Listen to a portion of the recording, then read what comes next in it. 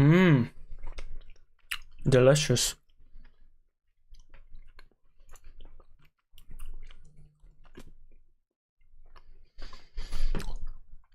Looks like the Twitch is looking good.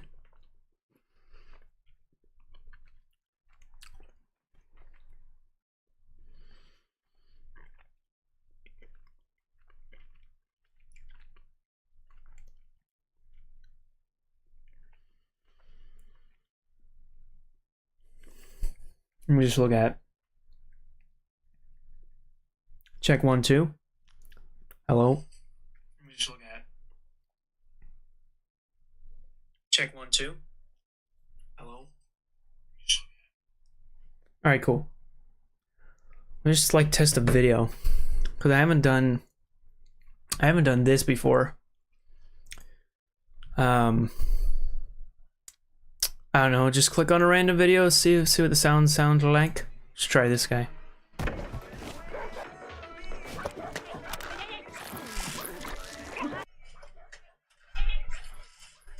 Okay. Okay. Get rid of Twitch. Yeah, YouTube's working. Looks like it. Let me just make sure YouTube's at 60 FPS. Yeah, YouTube's working. Looks like it. Let me just make sure YouTube's at 60 FPS.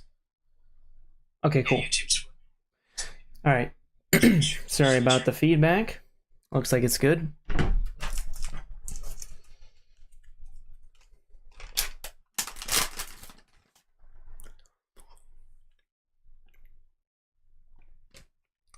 I'll give it a minute for people to join in.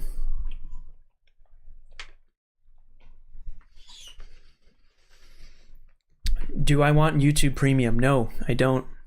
Stop asking me, YouTube.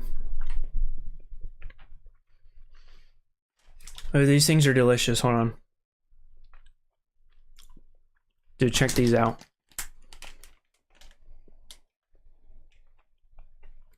These gummies are like the best. The best gummies to ever exist. So addicting.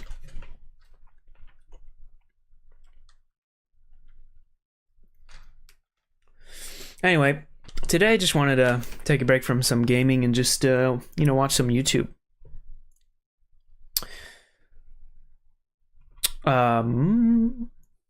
Hello, testing, make sure we're good. I mean, it kind of peaked there for some reason, I don't know why. Anyway, cool. Yeah, so I just want to watch a bunch of videos today. And I always watch by myself, so I thought, why not just watch with people? It's more fun that way.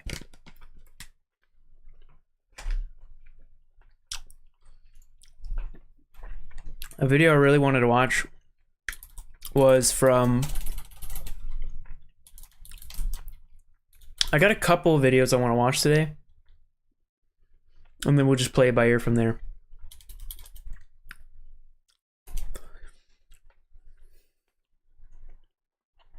The first one's going to be from... Sorry. Let me finish chewing.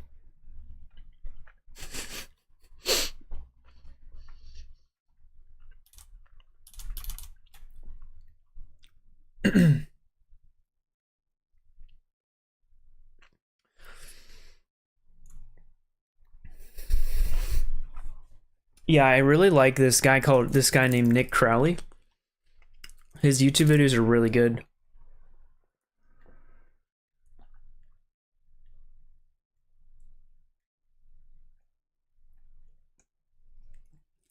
And he just came out with a new video that I wanted to watch.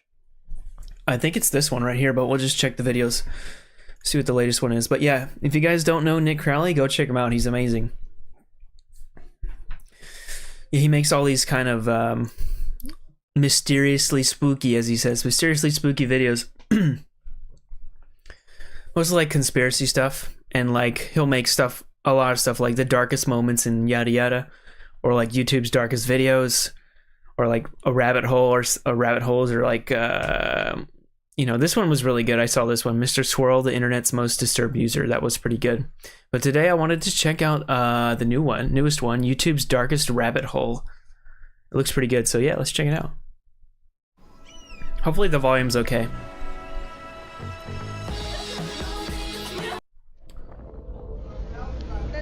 All right, maybe I should full screen it and put that up to 1080p. I hope my webcam is in the good spot. Hold on. My camera, it's a little bit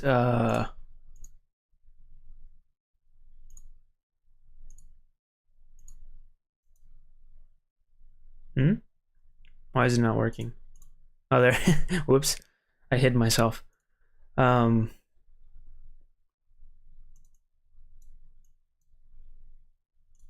can't I select it? Why is it not moving? Huh. Weird.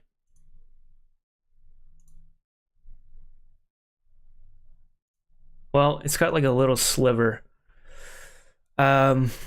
Dude, why can't I move? Oh, I'm an idiot. It's because I'm clicking the wrong thing. Oh crap, I didn't want to do that.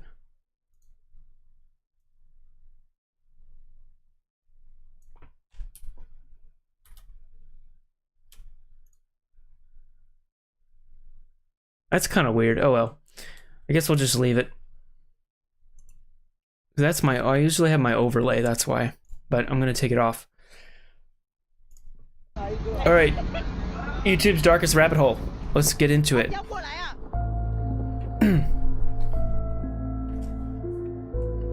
It's already creepy, what the heck? YouTube is in an unusual place. For the past 5 years, tracking down its most disturbed and mysterious content has become an obsession for me. That search has led me down rabbit holes and into pockets of the internet that, for better or worse, and usually for worse if I'm being honest, have left a permanent impact on me. But recently, I was asked if any one case stood out above the rest. What was the quote-unquote That's creepy. best of the worst? And I was surprised at how easily an answer came to me. It was a story that started in Fiji, in the back seat of a taxi cab. Inside, a woman grabs her seatbelt from the top left corner of her seat and pulls down, waiting to hear a click. But as she does so, her hand brushes against a familiar-feeling object. It was a cell phone, presumably left by the rider before her. For the student, times were tough, and she was just barely making ends meet, so she quietly made the decision to slide the phone into her pocket before the cab driver could notice. Shortly after, she was dropped off at home, where, with a mix of nervousness and excitement, she slid the device's lock screen.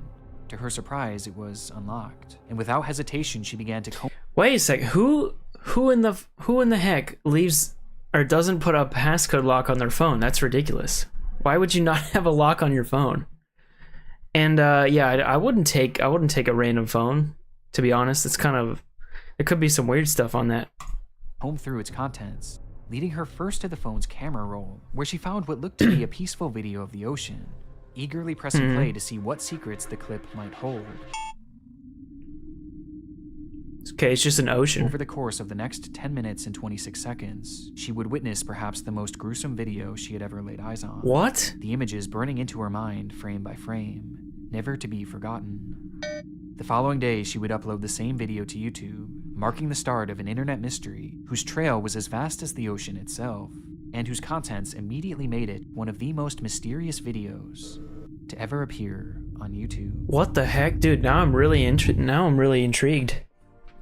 Before we dive deeper into this rabbit hole, I want to first thank today's sponsor, PDS. Okay, we got a sponsor. I've learned in my adult life that going into debt is hard to avoid. Falling into it is so easy, but getting out is a much different story. What's the sponsor? And stress that comes with trying to claw your way out is incredibly demoralizing. But luckily, you don't have to go it alone, and help is available thanks to PDS Debt. Whether your debt stems from credit cards, loans, collections, or medical bills, PDS Debt has a solution. They consolidate your debts into one low monthly payment, a service that's particularly beneficial if you're already making making monthly payments but feel like you're not making any progress. PDS Debt is adept at making these installments as efficient as possible, giving you the confidence that you're on the right path to debt relief. This has led to them garnering an excellent reputation, becoming a top-rated company on Google, and boasting an impressive A+ rating with a Better Business. Sounds pretty good to me. Right now, PDS Debt is offering a free debt analysis. It's a quick and simple process that takes only 30 seconds. So don't hesitate and take the first step towards your debt-free future. Visit pdsdebt.com/Nick Crowley to get your free debt assessment. Thanks, Nick.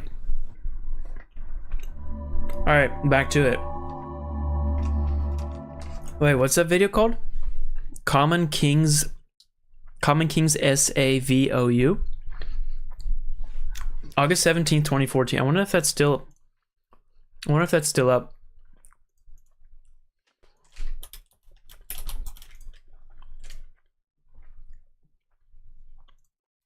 Let me see. What was it? Common Kings SAVOU.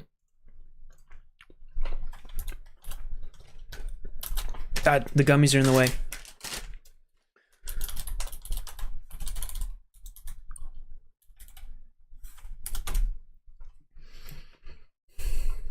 Okay, don't show that. Jesus. Gotta be careful on here. What the heck? Okay, it looks like it's kind of still there. Anyway. The video went live on August 17th, 2014 on an unknown channel called Common King Savu. It opens with a shot of the ocean. Oh, Common King with what Savu. appears to be the grainy camera of an old cell phone. What language is that? We see ships floating and hear the voices of men yelling in various languages, later to be decoded as Mandarin, Vietnamese, Mandarin? and potentially even Taiwanese. And Taiwanese, okay. While translating their words is difficult, their sentiment is easy to understand. Something had grabbed the men's attention. Something in the water.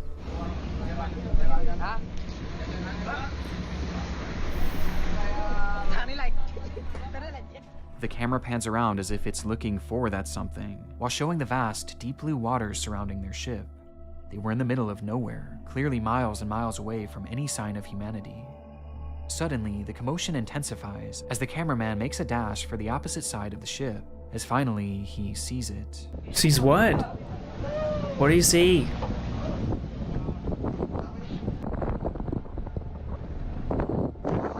How are you?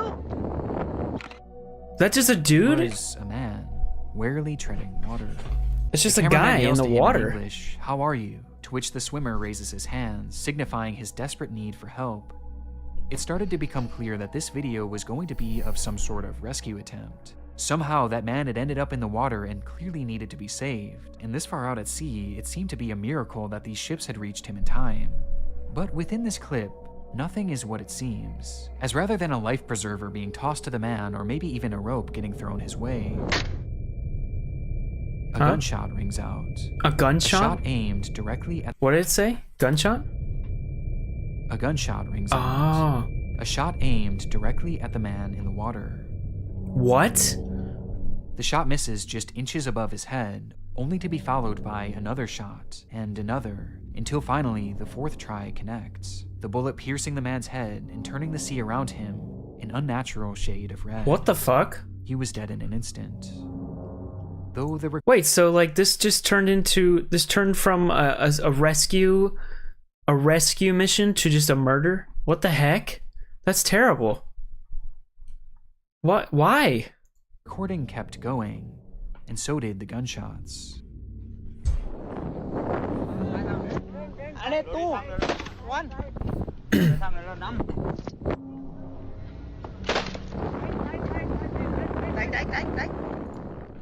The camera pans across the waves, now revealing two more men in the water, clinging to what appears to be the wreckage of their boat. A boat that somehow had been destroyed. And before long, one of them was struck too, leaving the other man hanging onto the debris as he silently watches his friend's body float lifelessly past him. Jesus Christ. He held on for nearly 4 minutes, not saying a word, not fighting back, just holding on. Until finally, he too was executed. What the fuck? Understandably, the ordeal proved too much for the cameraman to handle, as at this point he just couldn't control an outburst. But not in any sort of emotional way. Wait, so the cameraman's...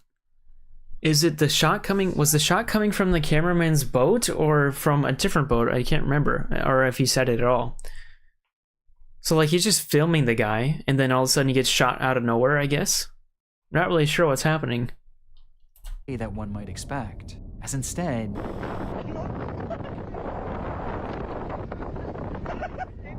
he couldn't hold back his laughter. Oh, he's laughing. What Even the? as a fourth swimmer was found. That's and also diabolical. executed, the laughs and the cheers from the people on board just kept on coming.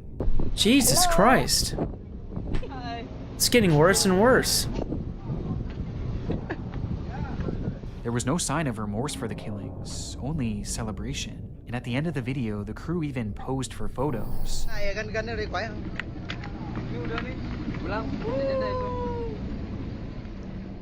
Some of them joining arms together while others took selfies, with those listless bodies floating in the background. That's Over the course terrible. Of the clip, 63 shots had been fired at 4 men in Jesus. the ocean, none of whom survived the encounter. These guys were just trying to get rescued. Would be kept on YouTube for only 3 days under the title "Fishing Vessel Fijian Crew Getting Shots Outside Fijian Waters," providing the first and really the only bit of context for the clip, as when people began to dig deeper to find out what exactly they had just watched, they found something unusual. They found nothing. Nothing? There was no other information about the event. There was no news articles. That's there were weird. No police reports. There was quite literally nothing. Dude, that's impossible. This video was seemingly the first ever mention of this incident on the internet. Now, this might make sense if it had happened in the days surrounding the upload, but when digging into the video's metadata, it was revealed that not only was this not true, but that the video had actually been filmed a whole 2 years prior, in 2012. Meaning that for 2 full years, whatever this event was, went unseen and unreported. Given its alleged Fijian ties, their government would be the first to investigate, in a process that only took about a day, as they immediately determined that the fishermen seen in this footage were not actually Fijian, and nor were the shooters. In fact, the waters didn't even match theirs either. And so, with the video having no ties to their country, they immediately dropped the case. For any others trying to find more information, that's weird. Things were bleak, as they had no idea where the incident took place, who the victims were, who the shooters were, the identity of the ships, or even the motivation behind the killings. Dude, how is that possible in today's world? Where, like, we have well, I guess because it had happened in 2012, but still, YouTube was around, and the internet was around, and, you know, we have, like, satellite stuff, footage nowadays. I mean, how can there be no information of this? That's just so freaking weird. That's almost impossible, right? With all the technology we have nowadays? That's gotta be impossible. I don't know why. That's so weird, though. They tried to find out who these victims were. You would think that, like, in the like, everything is on the internet, right? So it's just weird. Or by searching every single accessible missing persons database from all across the world. They then tried to find cases of missing ships or reports of shootings at sea, only to reach the same results. Despite seeing it with our own eyes, it was as if these killings never even happened. With intrigue building around the clip, a few larger news agencies would pick up the story, most of them admitting that they too couldn't find any noteworthy information on anything involved. Dude, the news people are nearly impossible can't find to come anything by. either. They instead focused on the more human questions surrounding the ordeal. Why? What had motivated the men on this ship to open fire on these helpless people? And given the media climate at the time, a reason was quickly brought forward. Okay, what's the reason? These are the pirates of Somalia. Oh, the world shipping industry pirates to ransom. U.S. officials say they are working with other countries to deal with the lawlessness they say is the root cause of the piracy. We have to ensure that those who commit acts of piracy are held accountable. The high seas are often a lawless place, and of all the criminal groups that can be found at sea, by far the most notorious at this time were Somali pirates, with it quickly being assumed that the men seen in the water were just that. Pirates that had planned to overthrow the ship, yet were somehow stopped, leading to their slow-motion execution. This honestly explains a lot, like why the crime was never reported and why the crew seemed to be celebrating their killing, as after all, this would mean that they had just survived a pirate attack from a group that likely would have done much worse to them. Because of these reports, the discourse surrounding the footage quickly went from shock to, in many instances, support, with one user writing, "Kill those f***ing pirates. They would not hesitate to kill you if they had the chance. How does it feel? You f***ing..." scums. Jesus. And while not everyone held such strong emotions, for most it was settled. This was a case of self-defense, albeit a heartless one. Though as the clip began to slip from the headlines, questions began to arise that for a select few weren't so easy to ignore. For starters, in the footage we see 4 large boats in the area, which would make one wonder why such a small pirate group would choose to attack a ship that had reinforcements literally right next to it. Yeah, that's It weird. almost seemed like a suicide mission. That doesn't make and on sense. top of this, through the debris you can clearly see that the boat was wooden, with it later being identified as a dhow, a slow-moving fishing vessel almost exclusively used in Arab countries. Given its speed and fragile wooden structure, this would likely be the last choice for many pirates. So not only did this not make sense from an attack standpoint, but the country of origin of this boat seemingly didn't match either. And to make this even stranger, the boat clearly had a flag attached to it, and though it couldn't be definitively identified, flying the flag of a country is almost unheard of for Somali pirates. Wait a second, so it's an Arab-based boat in Fiji? Wait, so hold on, maps. Let me just pull up maps real quick here. Where's Fiji? Map, nope. Maps, dude, okay. Come on, Fiji. Fiji? Okay. So there's Fiji. And they're saying that it's all the way from over like this area? That's insane. A little boat like that would being over here, I guess? Huh. It's safe to say that the pirate theory wasn't as concrete as many had assumed, and this only becomes more evident the further we dig into the video, with one of the most glaring discrepancies being the demeanor of the crew.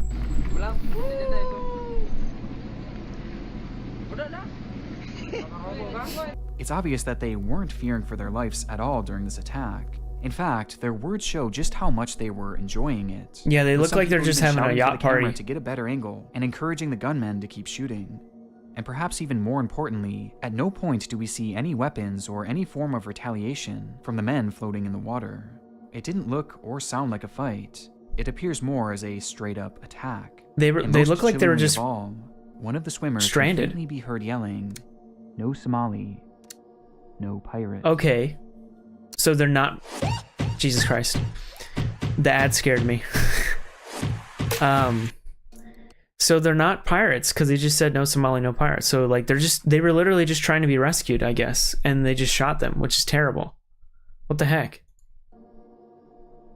Despite these glaring gaps, years would pass following the video's upload, with little in the way of new reported information. However, there were a select few who made it their mission to uncover the truth behind the footage, one sliver at a time. Most notably, a private investigator named Karsten von Hoslen picked up the case and documented his journey on a show called Lawless Oceans. Interesting. He started his investigation by pinpointing the ships seen in the footage, identifying them as the Chun-Yi 217, the Chun-Yi 628, the Lao Yuan U-99, and finally, the Pingshin 101, the boat that pulled the trigger. Okay. These ships were all tuna longliners operating out of Taiwan, where fishing is one of their economy's biggest industries. But what makes Taiwanese fishing so unique is that their ships operate almost exclusively in international waters, where unlawful activity runs rampant. This includes illegal fishing, long work hours for employees. So I'm gonna bet that they're the pirates. Those 4 ships that were doing the shooting, they're the pirates. They just had those boats. Like they took them over, I guess. They were the ones doing the shooting. The guys in the water were not pirates, obviously. So I'm thinking that these guys are the pirates. Abuse, and in some cases, even murder. As on the high seas, far away from the watchful eyes of the law, you can get away with almost anything. I guess so. Which explains why this crime had gone undetected for so long. And with the Pingshin Yeah, it's like the 101 Wild Wild being West the out there. unquestioned killer, that's where the investigation would quickly be focused.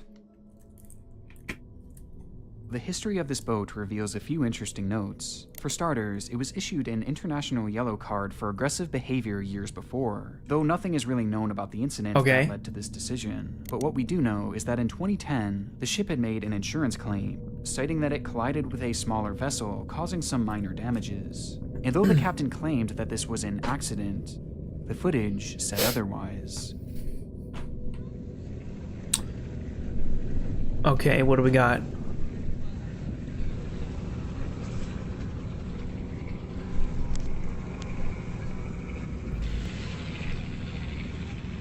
So this is supposed to be an accident?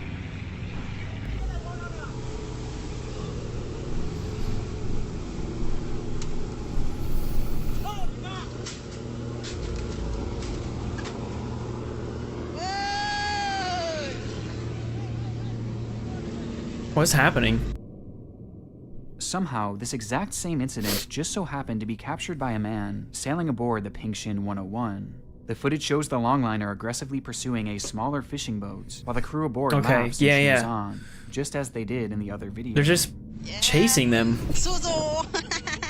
Only this time, they aren't the only aggressors, as we can see 3 other ships joining in as well. The exact same 3 ships shown in that original video. Eventually, the Pingshin rams the vessel, causing it to break down before the video ends abruptly. It's unknown what happened to the ship from here, however, many have posited that its crew was met with the same fate as the other victims of the Pingshin 101. Much like the sea slaughter video, it's unknown why the ship was even attacked to begin with. This clearly wasn't a Somali boat, and again, at no point did we see any sort of weapon or any sort of combativeness coming from that ship. It seemed to be simply another fishing vessel. But what else is so intriguing about this video is that the fleet of ships were equally as involved, actively working to corral and trap the boat. And given their proximity to the murdered swimmers in the first video, perhaps they were all involved in that slaying too. Almost as if these ships were part of a gang, with the Pingshin 101. It's gotta be, like I said. Leader. It's gotta be. It's gotta be pirates. It's gotta be like a gang or something of pirates that have those 4 or 5 ships in their fleet. I guess it's gotta be them. I don't know what else it could be. Discoveries, finding this ship was going to be the key to the investigation, as having documented its aggressive history, finding it became everything for investigators. But whereas the search for information had thus far been difficult, the search for the Pingshin 101 was impossible. In July of 2014, a cargo ship sailing in the Indian Ocean named the Sam Tiger received an SOS call from a nearby ship. When they arrived on the scene, they saw the Pingshin 101 on fire and sinking alone in the ocean. Upon the crew's rescue, it was stated that there had been some sort of explosion on board and that the engine room had been completely flooded, causing the ship to go down, leaving it burned to a crisp at the bottom of the ocean, just months before the video would be exposed to the public. Wait, so the Pingshin 101 was the one that was doing the shooting, right? Yeah, that's what I thought. It's gotta be, that's gotta be right. What the? Why? What happened? The ship and all of the evidence that it might hold were gone, and gone under suspicious circumstances as well. Allegedly, when asked about what happened that night, fishermen on board gave varying testimonies that didn't seem to line up, with no one being able to offer any sort of cause for the explosion, and some stating that they didn't even hear an explosion as well. With the story of the flooded engine room seeming off too, considering that it had a watertight door that could have easily been closed, thus stopping the sinking. Today, multiple ship experts who have reviewed the case believe that the ship was sunk intentionally, but whether this was for insurance purposes or to conceal some sort of evidence is unknown, but the timing of it all might hint at the latter. As crushing as this was for the investigation, there still was hope, as even though the ship was no longer around, the crew certainly was. That is weird. Their identities were found after a few had posted images of themselves onto Facebook aboard the Pingshin 101, and after reaching out to many of these... That is really weird. Like, why? So it obviously they're trying to get rid of the evidence, so they just blew up the boat, I guess, and then just escaped off the boat and blew it up just to get rid of the evidence. That's my theory. Crew members, the investigator Karsten van Hoslin found a few who were actually willing to speak with him, And so, individually, they would be asked about the murders at sea, and one by one, they began to recount their experiences. Only, as they began to talk, there was something strange about their story. Something that didn't match the video It's not adding up. at all. It was the time of day, with each of the men noting that the killings had taken place at nighttime, and that it was completely dark out when the shootings occurred. This made no sense to the investigator until he realized something. The story that they were sharing was not the one portrayed in this video, and instead, it was an entirely different killing. What? And one that was far, far more gruesome. What the fuck? This is getting worse and worse. It happened that very same year, in 2012. Whoa, not even dude. A week before. That guy's voice just melted my ears. Like in a good way. What's that guy's name? Oh, Nexpo. I forgot it was featuring Nexpo, I guess. That guy's voice is good. For the events seen in the video. With this incident, no cameras were rolling. Instead, the story only lives through the accounts of the deckhands who watched it all transpire. In was the dead of night, as the Ping Shin 101 floated across the waters of the Indian Ocean, accompanied by 3 other ships in its group. As the sailors finally settled in for a precious few hours of sleep, the quiet of the night was shattered by the captain yelling across the intercom. There was a ship approaching on the horizon, and according to the captain, that ship was carrying pirates. Huh. The Okay. men knew what this meant as they scrambled to get dressed and headed to the deck, where the group of 4 boats had already begun their offensive measures. Yet, It's a pirate as they battle. watched on, they saw that the ship was silent. Wait, what? It wasn't provoking in any way, and rather was minding its own business, appearing to be on none other than a standard fishing expedition. On its dimly lit deck, Weird. a group of men could be seen standing watch, and none of them were armed. Then, noticing that they were in danger, the ship attempted to turn and flee, but it was too late. They had already been labeled a threat by merely being in this fleet's eyeline. Quickly, the Ping Shin 101 caught up with the vessel and struck its side, causing the boat to split in half, and Jesus. throwing its occupants into the dark waters. Oh my god. The light on board flickered, then shut off, covering the wreckage in a blanket of black. This is leaving intense. Nothing but the sound of splashing, yelling, and the faint putter of their engines. Dude, this is really That is, intense. Until the water turns bright. As a powerful spotlight on board the Ping Shin beams into the sea, illuminating one swimmer struggling in the water. The captain calls over his armed security guard and gives the order to open fire. The guard looks back nervously, explaining that he would need to contact his officers at home and get approval to shoot this man, given that the swimmer was not fighting back and had not acted aggressively in the first place. However, to the captain, this didn't matter, and he insisted that the guard open fire anyway. Jesus. And so, with shaky hands, he raised his weapon and pointed it towards the helpless man, only to pause when he heard a faint cry. It was the supposed pirate in his sights, speaking a language that the Arab security guard knew, and just like the incident that started it all, the swimmer yells, No "No Somali. No pirate. In that moment, the realization set in that they had just attacked an innocent fishing vessel, Jesus. causing the guard to immediately lower his weapon, only for it to be ripped from his hands by the captain. Uh-oh. His mind was already made up, and so he took aim and fired the gun himself, Oh my god, dude. opening up the door to carnage. That night, the Ping Shin 101 and its surrounding boats would use their spotlights to scan the water for the rest of the ship's occupants, and every time they found one, they would be shot on sight. Jesus, there's like no mercy. What the hell? This is terrible. Like, the captain, I mean, the guard just didn't want to do it, but the captain just like, no, we're going to go through with it. That's just crazy. God damn. Scan, shoot, scan, shoot.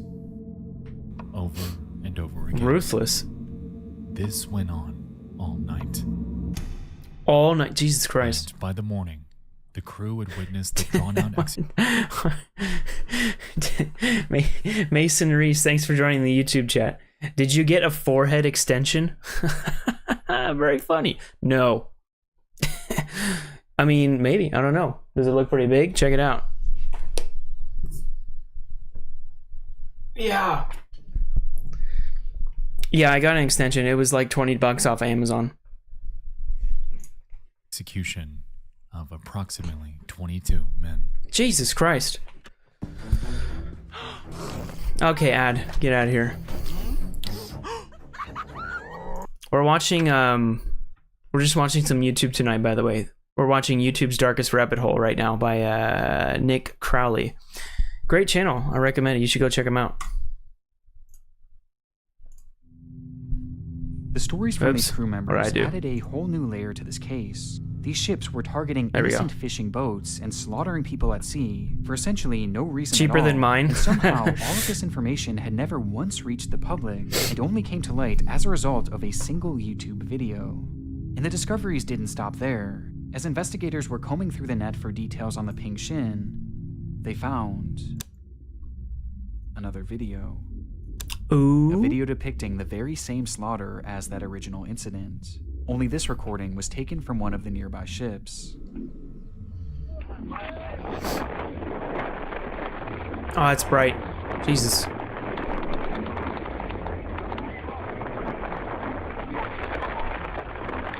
What is that? The clip shows exactly what was missing from that initial footage, the build-up to the men ending up in the water, as we can see the dhow still intact and being chased down by the fleet. No weapons are ever used by the victims even as their ship begins to break down, which in turn forces them to jump into the water, where the executions begin. Jesus Christ. But that's not the only thing this footage shows, as this angle gives us a better idea of the scope of these murders. It wasn't just 4 men that went into the water. No, in the Okay. footage you can see many, many more, their heads bobbing up and down as they await the end of their lives. And though it's hard to tell for sure, it appears that the number of victims was at least triple what we initially believed. Jesus with Christ. 12 people ending up in the water. A number corroborated by the crew themselves during questioning, who stated that all the shootings were done by either their captain, the armed guards, or even the other ships. In only a week's time, this fleet had killed upwards of 35 innocent people with their merciless attacks. That's crazy, And given the dude. ship's history of violence and its seemingly crazed captain, there's no telling how many other Dude, they need to, like, get rid of these guys. Like, did they catch these pirates yet? This is crazy. There's just, like, the one YouTube video from 2012. But has the Coast Guard not done anything, or what's going on here? I wonder if they get caught. others they had taken too. With so many players involved in this situation, it's hard to pin the blame on any one person for these killings. Everybody aboard all had a hand in it, but it makes the most sense to start at the top, with the leader of the fleet and the captain of the Ping Shin 101. And given the accounts of the crew members, his identity would finally be revealed.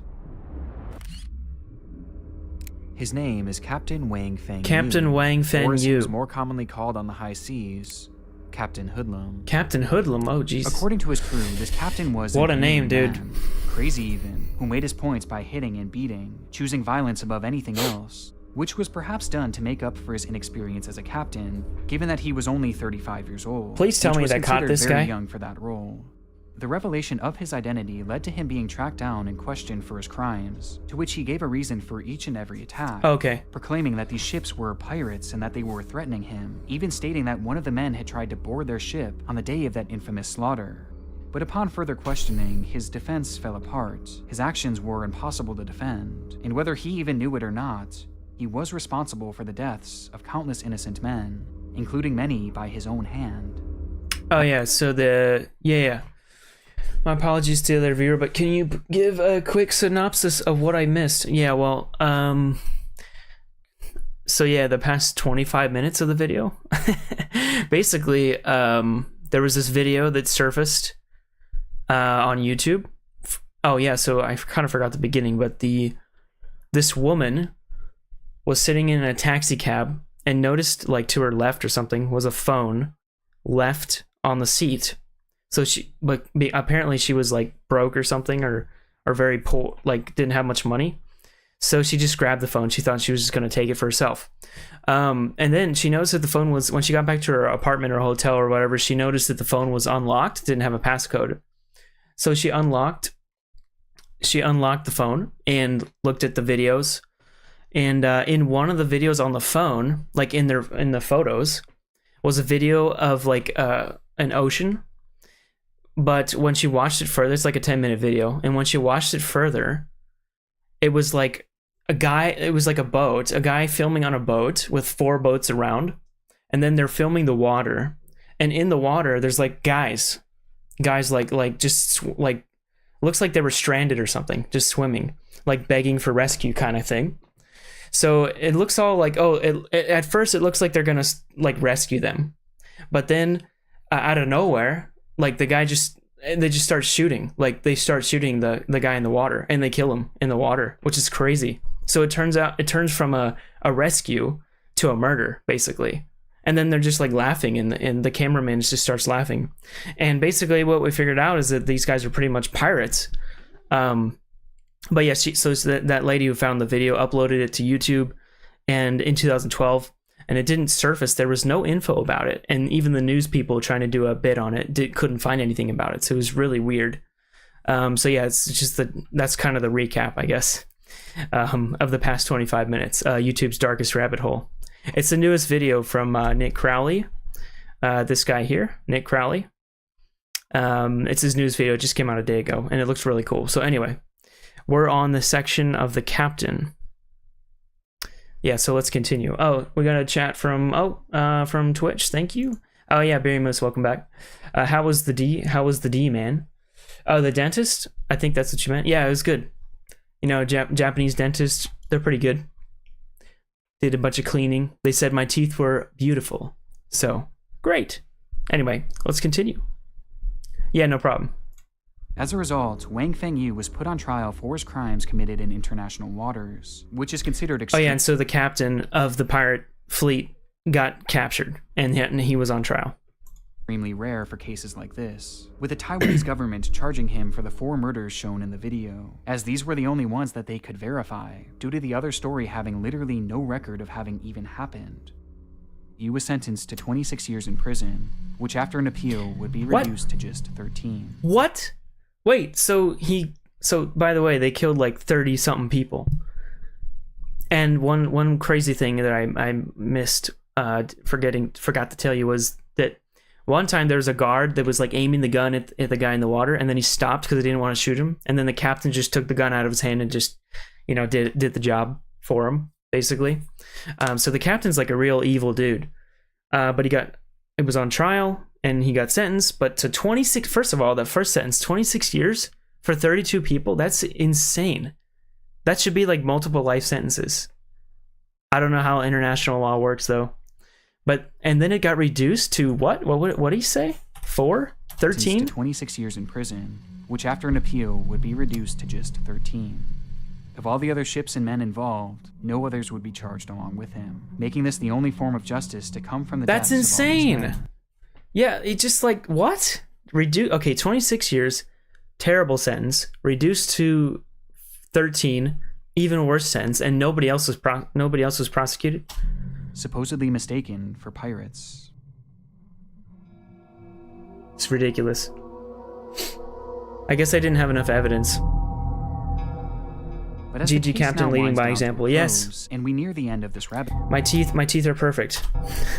But as the case now winds down to a close, and we near the end of this rabbit hole, we're still left to wonder about those victims. If not pirates, then who were they? Well, this was actually something explored. Yeah, so on by the way, Lawless Ocean show. they thought the victims of the shootings were the pirates, but it was the opposite.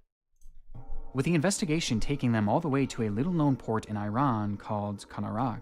There, Van Hosen managed to track down records of 2 ships that had been lost to sea in 2012, that had just so happened to match the description of the ones that the Pink Shin and their group had attacked. No way. But despite their disappearances, they were never mentioned to law enforcement, and they were never mentioned across any sort of media outlets, even the local ones. Which actually makes sense, as when you start to dig into the background of these boats, it becomes clear that they weren't just fishing, and rather they were more than likely carrying drugs. Oh. As it turns out, it was commonplace for vessels like this in that area to carry with them supplies of heroin that they would then transport across the ocean.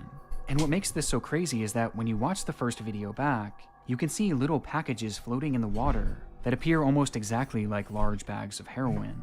As a result, these ships were likely trying to be extra covert and not draw any sort of attention, as getting in an altercation could easily end up with their dark secret being exposed, meaning that there was likely no way that they were threatening the Pingshin or any of the vessels seen in this group. It just wouldn't make any sense. However, within this context, it's hard to describe these people as being completely innocent. But did this really warrant such a brutal execution? And it's important to note too that the murderous fleet almost certainly didn't expect them to be drug carriers. And given that the Pingshin and its fleet had no ties to the drug world, it's apparent that these drugs had nothing to do with the killings. It was just a strange coincidence, leaving us still without a true motive. Jeez. Following this lead, Van Hosen visited a nearby village where many of the fallen crew members' families were living, and there they discovered innumerable people missing their fathers, husbands, children, all of whom had gone to sea never to return. That is creepy. Families had no idea just how savagely their loved ones had been killed. That's sad. Though this discovery makes the case a bit more morally murky, it at least provides an answer to one of the most glaring questions of who these victims were. As though they were never named specifically, it's clear now at least where they came from. It's clear they weren't pirates.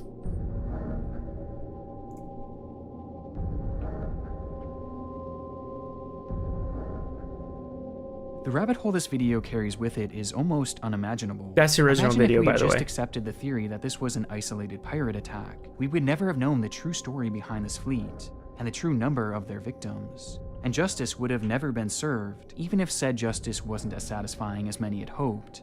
But of all the twists and turns of this case, there was somehow one more that remained. What? As oddly enough, the entire story of this video making its way onto YouTube didn't exactly happen as it was first. By the way, this is the original video that was uploaded to YouTube, but it was deleted like in a matter of 3 days.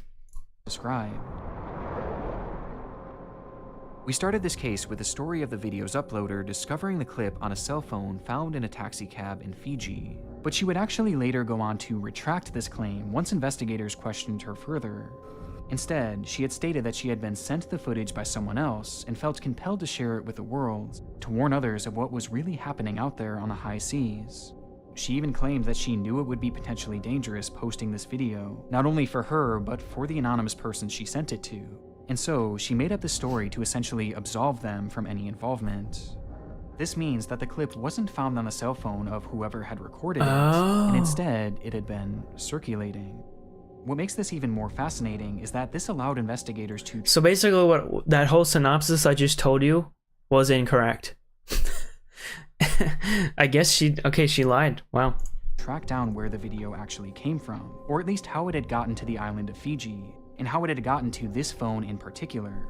And when doing so, all roads led them to a man who had been an avid collector and possibly distributor of so-called snuff films. What's a snuff film? And within his devices, these investigators found hundreds of other disturbing videos of brutal killings. Oh, jeez. Making it almost certain that this video was originally sold as a snuff film, and even bringing up the question of whether or not these killings had been done for that sole purpose. This actually lines up quite well with how the men were acting in the video, gloating for the camera and directing the cameraman on where to go. A film about people being killed, yeah, basically. And given that we don't really have a solid motive for this event, perhaps it was done for this video specifically. As after all, these workers at sea are notoriously underpaid, and so a video like this would be worth much more than anyone on board was used to making. This is, however, impossible to prove, and though it may have played a role in what was happening that day, it seems more conclusive to say that this was a case of a crazed captain who likely just had a crippling fear of pirates, with this paranoia leading to him being overprotective of his ship and the fleet around him. With this behavior leading to the incidents that, had it not been for a single YouTube video, would have basically never happened, existing instead only as fisherman's tale. And I have to wonder if this could be the case for even more incidents out there at sea. That's not only crazy. For the Pingshin 101 and its fleet, but across the entire high seas. How many more killings have gone unnoticed? Killings that we'll likely never know about, until the next gruesome video finds its way to our screens. Damn. I want to give a massive thank you to a few people. What a video. Firstly, Nexpo for jumping on this video. You guys definitely already know this, but he has an amazing channel. And if you don't, definitely go check it out. I don't know this channel. I'll have to check him out. Ghost hunting channel that we do on the side where we go on all sorts of crazy adventures. So if you guys want to check it out, definitely give it a watch. And also, I want to send a shout out to those who did incredible work researching this case, especially Yeah, man. Karsten von Hoesslin, whose show I highly recommend and will link below, as well as the Outlaw Ocean This Project, research was incredible. TM Tracking, and Sarah Torrey, who did an amazing write-up with lots and lots more information, which I've also linked below. Wow, dude. That was crazy. So like nobody would have ever known about these killings if that lady didn't find the video on the phone that was unlocked. That's crazy. What do you guys think of that? Pretty cool, right? Yeah, you guys should check this. You should check him out. This is his channel here, by the way. Nick Crowley. He's really good. I recommend him. He's got videos like let me just go to his like most popular ones that I've seen already.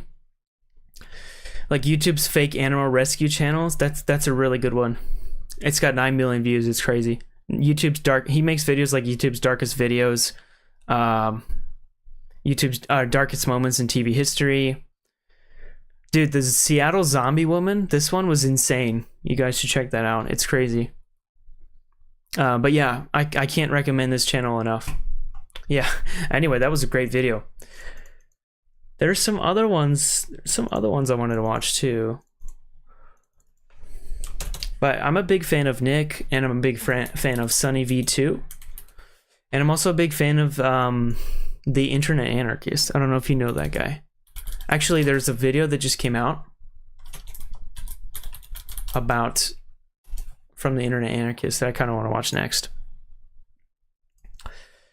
But yeah, let me know what you think about that. It's pretty crazy, right?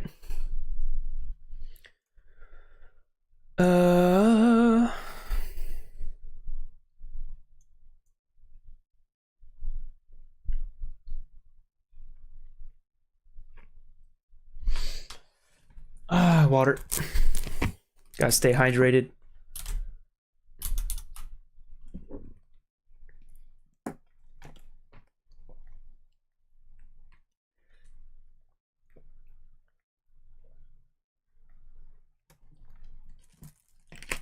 Yeah, so the Internet Anarchist is another cool channel. Basically, uncovering the internet one video at a time, as the description states. But he's similar to like documentary style videos, similar to like Sunny V2 and the guy we just watched, Nick Crowley. But yeah, so the one I wanted to watch was this one actually, the controversial rise of Jinxie, because I actually only recently discovered Jinxie as he's a Twitch streamer. Don't know if you know him, but I enjoy his content. And then he has like a podcast now, Jinxie Podcast. And yeah, I don't know why I can't imagine him being like controversial at all. So this kind of piqued my curiosity. So yeah, let's check it out. I'm kind of curious.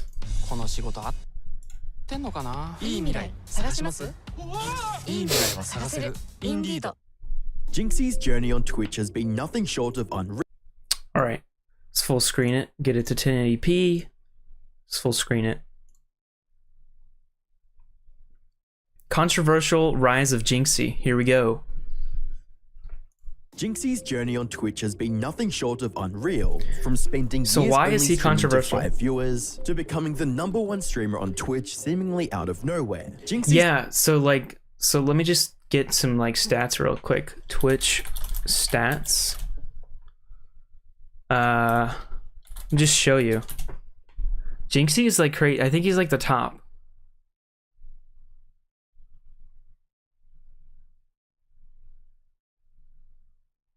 Average viewers, yeah, dude. He's got a lot of followers and a lot of subs too. Wait, how do I get to the leaderboards? Oh, leaderboards, here we go.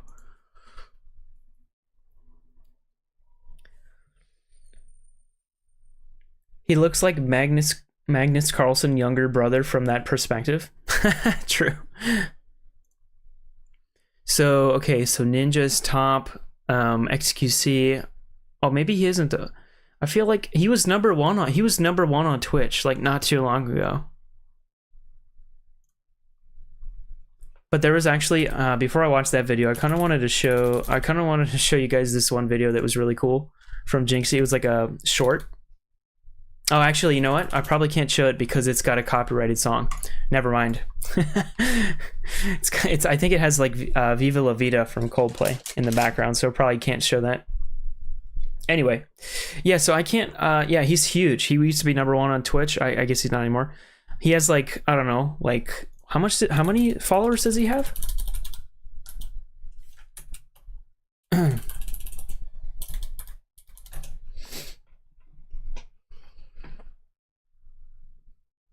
Okay, that was the wrong Jinxie. How do you spell Jinx? How do you spell Jinxie? Here we go. Jinxie. Oh, here we go. Yeah, he has 5.7 million followers on Twitch. That's insane.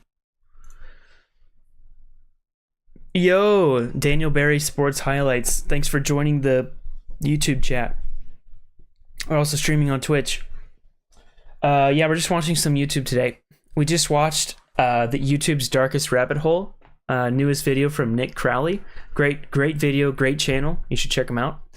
And now we're just gonna watch the controversial rise of Jinxie from the Internet Anarchist. Because I'm kind of a fan of Jinxie, and I don't know why he's controversial, because he doesn't seem controversial at all. So anyway, but this video could prove me wrong. Anyway, let's go. The controversial rise of Jinxie. Here we go. Jinxie's journey on Twitch has been nothing short of unreal, from spending years only streaming to 5 viewers, to becoming the #1 streamer on Twitch seemingly out of nowhere. Jinxie's antics on camera have earned him praise, infamy, yeah, he's and really everything funny in between.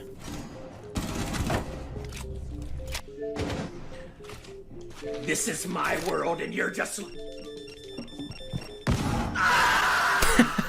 However, he makes me Jinxie's laugh rapid like rise every to the time. top hasn't come without its fair share of controversy. What controversy? I'm getting called a view botter. Stick around, I'll get into that, you fucking idiot! Jesus 15K Christ. bots. Chat, yes bro, I'm literally getting called a view botter, dude. I'm not... Okay, what the hell? Accusations of What the hell is that? What is the thing he always does? It's like, why does he roll his R's all the time? That's so weird. But yeah, he's crazy. How does he have so much energy, dude? I can't do that. I can't have that much energy. That's crazy. Botting, stimulant use on stream, and being an iShow speed clone have all been leveled against Oh yeah, he Jinxie, has been labeled but an are iShow these claims speed clone. valid? And if not, how on earth did he manage to dominate the streaming world so quickly? Hi, I want to know I'm the that too. Internet Anarchist. I create weekly YouTube documentaries, and today we'll be uncovering the controversial rise of a modern streaming legend, Jinxie. What is a the streamer that controversy? seemingly defied all logic to climb the ranks on Twitch, even while playing a quote dead game. Jinxie, real name Nicholas Stewart, began his Twitch journey around January 2019 under the username iSweatGames, where he would play his favorite video game, Rainbow Six I didn't even know that was Siege. his Throughout his first original 6 months username. on Twitch, Jinxie barely received 13 viewers. And yeah, he did bring back a dead game. Like he was that Rainbow Six Siege was dead as hell, and he brought that back like crazy. Everybody plays it now. Most popular streams, only averaging less than 5 viewers on a regular day. He even tried streaming other more popular games like Fortnite and Apex Legends. Fortnite's stupid. Oh my god. Stop. I don't want YouTube Premium. Shut up. With the hopes of boosting his numbers, but sadly it didn't pan out well, as he'd only gained 1 or 2 followers at the time. Receiving poor engagement like that for several months would discourage anyone from further pursuing streaming, and even stop most from streaming entirely. However, that wasn't enough to stop 18-year-old Jinxie from bringing his absolute best to every stream. Wait a second. How? Damn it! I keep pressing the wrong thing. How old is Jinxie? He's 18 at the time. What is he, like 22 now? I'm 27, by the way, almost. This month, but how old is he? Hold on. Kind of want to look that up real quick. How old is Jinxie? Oh, he's 22. Okay. Damn, he's young. 22 with 5.7 million followers. Jesus Christ. You fucking ass. You've been eliminated. Big deer. Most from streaming entirely. However, that wasn't enough to stop 18-year-old Jinxie from bringing his absolute best to every stream. Standing. To your right, you fucking ass. You've been eliminated. Big deer. I love you, Rainbow! Hold on one second.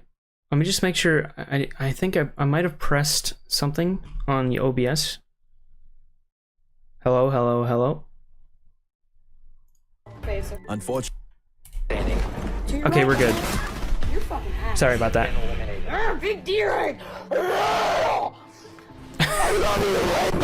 Jesus Christ. Unfortunately, being undiscovered in the streaming world wasn't Jinxie's only disadvantage. Not only was his game of choice not a mainstream title, but Siege also faced several major issues, such as the developers lowering the skill gap, server-side bugs, and rampant cheating with aimbots. These problems led to a sharp decline in both Twitch viewership and play count for Siege, which resulted in a smaller pool of potential viewers for Jinxie, with some players even speculating that the game was already dead. It only made sense for streamers that wanted to grow to jump ship to another game. Despite Makes sense. this, Jinxie continued to play Siege religiously for the rest of 2019 and focused on being Yeah, I more have of to an give him entertaining credit. He stuck with it. personality instead of relying on a popular title. Yeah.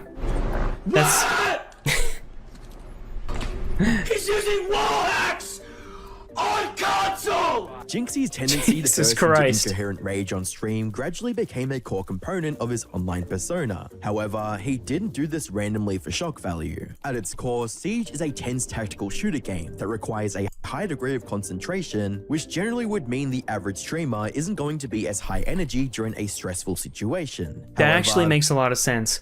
I didn't think about it that way. Yeah, Siege takes a lot more like thought than Call of Duty, for example. And for him to be like insane, like fucking crazy at all times while playing that game is actually crazy. Like, it's actually big brain. this doesn't apply to Jinxie, as he consistently lets his emotions run wild whenever he gets a kill or gets killed. Please. No! No! No! Couple this with the fact that Jinxie had been playing the game for over 2 years before joining Twitch, meant that viewers would be entertained regardless of how a round ended. Literally bodied. Oh my goodness. Where are you going? Using a bomb. Where are you going? You're lost? Dollar Tree headset? While Jinxie was certainly doing his best to be engaging on stream, he would need to find a more reliable way to attract viewers, since he was still only averaging 5 viewers and had less than 300 Damn, that's rough. followers. Jinxie might Yeah, I watched an interview with him recently where he said like he had like one concurrent viewer on Twitch for an entire year, and that one viewer was his dad or something, which is pretty wholesome. But that sucks, dude. That's rough. I mean, I know the feeling, you know. Small streamer here, but yeah, that's rough.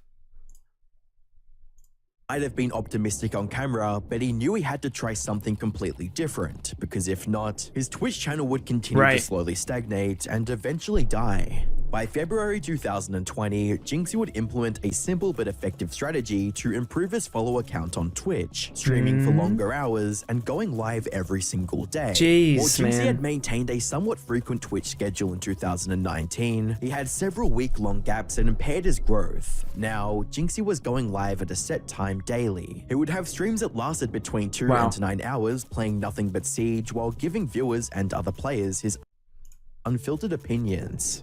Did he say 9 hours? Did he say 9 fucking hours? What? What? 9 hours is insane, dude. How do you stream all? Oh, well, I guess he didn't have a job, or I don't think he went to university. I can't remember what he said. But like, I have a full-time job, so it's really hard to stream like every day. But I want to try. I try to, but it's difficult for sure, especially when you get off work at like 8 p.m. or something, and if you go to the office and you got to commute back, it's like 10 p.m. So it's like, whoa, I'm tired. But man, 9 hours, that is insane. I can't do 9 hours. The longest I've ever streamed was like 5.5 hours playing Minecraft. That's crazy, dude. Oh my god. プロと探せますよ。I don't like Japanese ads, they're not very good.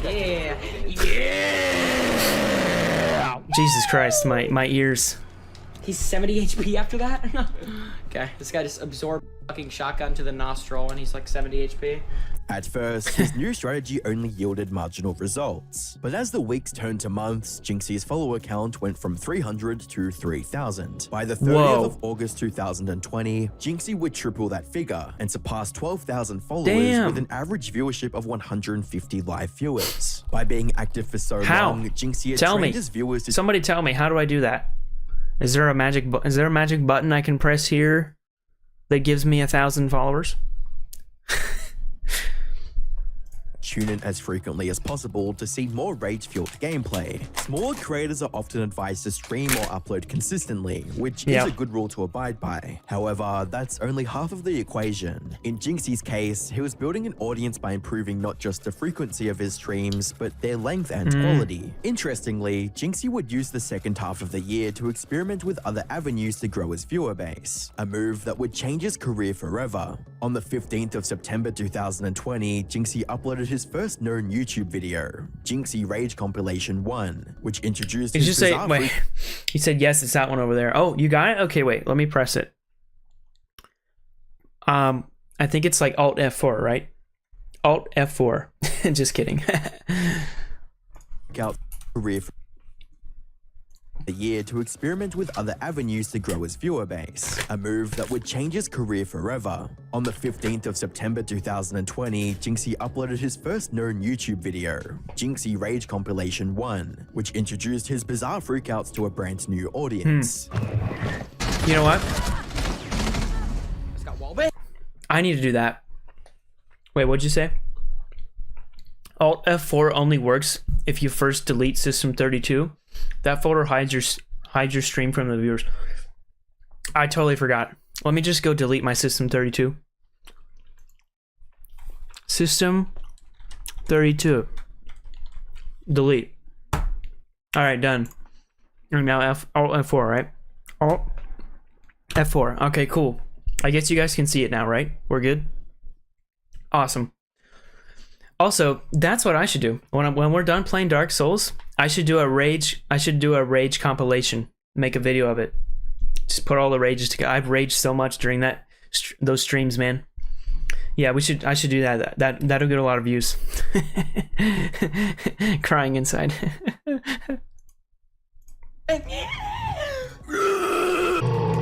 Although my rages are not like that. Sorry, I need to lock in. That is terrible. Repurposed rage clips weren't the only thing that Jinxie uploaded, as he created various gameplay tutorials and 1v1s with fans and fellow Siege players. Jinxie versus E2, man. I don't know why so many people want to see this. So, like, yeah, if you guys want to support the stream, consider subscribing. Cronky, thank you for the Prime sub. Bro, I wish my face cam was working, but... So, basically, this kid man Zoph, basically, I got like literally hundreds of requests to 1v1 him. I don't know why. Like in one stream, I had hundreds of people. Dude, I think we raised. You said I think we raised more than you at all the googling. I have caught up to you and stopped at the same point you're at. Nice, but it's delayed though, so I don't know if it. Anyway, yeah.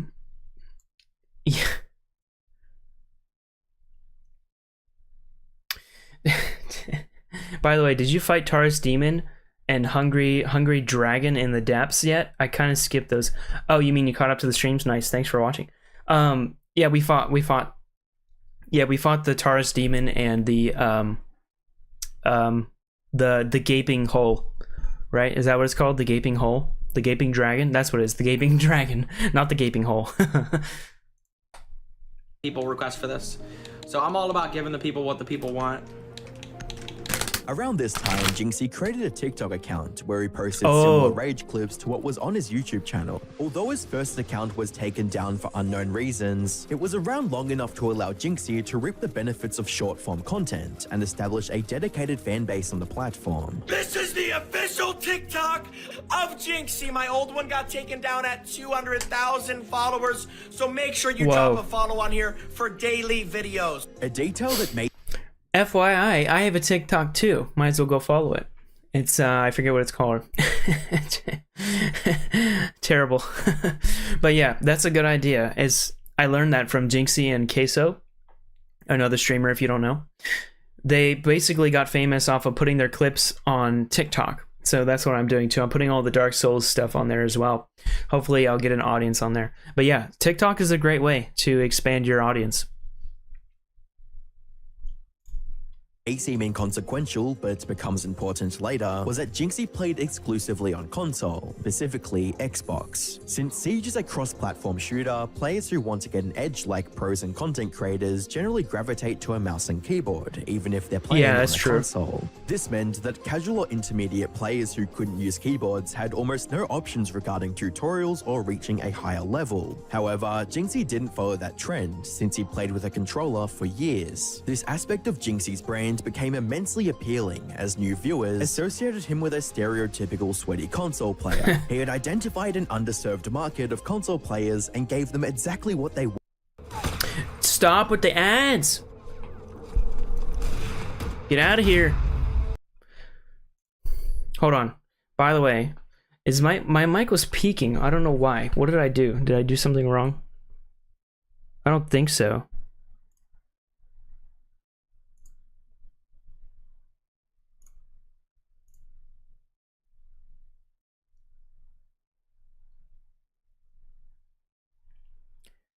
Yes, I am a console player, market streamer too. Yes, thank you.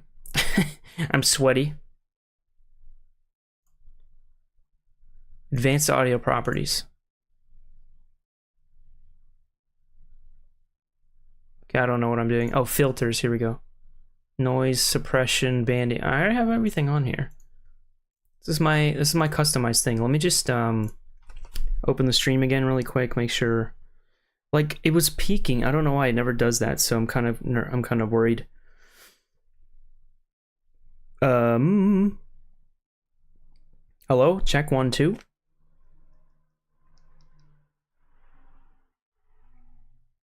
What the? Hold on. How do I get to my stream? Here we go. Here we go. Check 1 2 3. Check 1 2 3. Check 1 2 3. Check 1 2 3. Hello, hello, hello. Check 1 2 3. Check 1 2 3.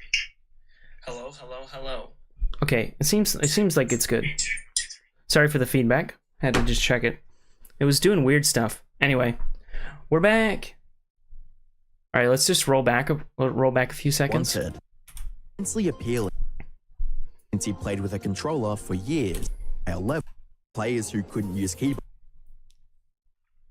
even if they're playing on a console. This meant that casual or intermediate players who couldn't use keyboards had almost no options regarding tutorials or reaching a... God damn it. I'm trying to get back to the spot where I missed it. Is this it?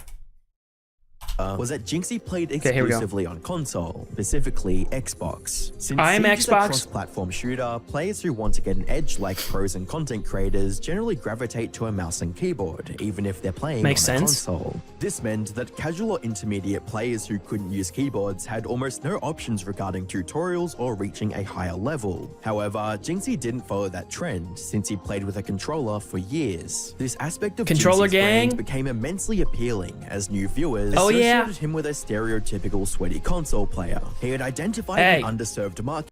I am not a sweaty console player. I am a beautiful, smells like roses, console player genius.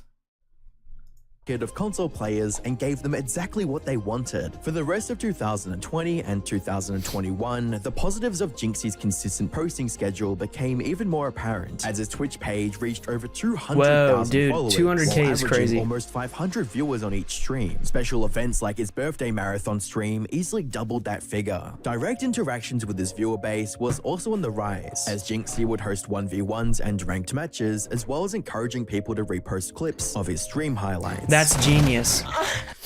Okay, I stopped on a weird sound. But yeah, we'll see how long that lasts when you get these two. Oh, okay, yeah. Yeah, so what they just said, what did they just say? It was really genius. Yeah, encouraging people to repost your content. Some people get angry, like when people repost your content. Like they get angry and they try to take it down for copyright. That is a fucking stupid idea. because that is just free advertisement. That's just free advertisement for you. Why would you want to take down free advertisement? So yes, please. That's why all my YouTube videos are Creative Commons attribution license. So anybody can just, you know, remix, clip them and repost it. Because it's free advertising. Come on, man. It's an amazing strat.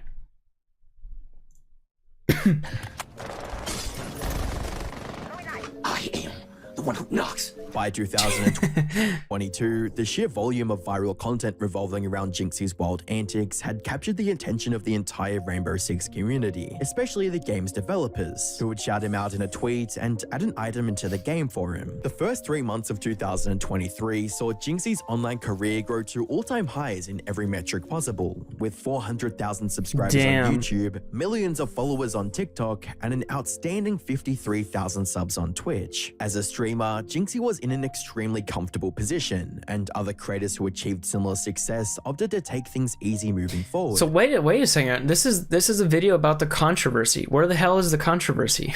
What the fuck?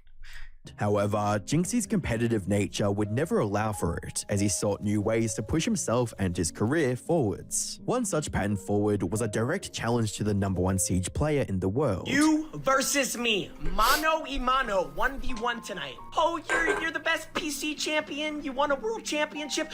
Nobody cares. Find me on Oregon tonight, 9 p.m. Oregon? You better. Stop asking me for YouTube Premium. Shut up. Be there. If you're not there, Whoops. I'm taking that as a duck. You better be there.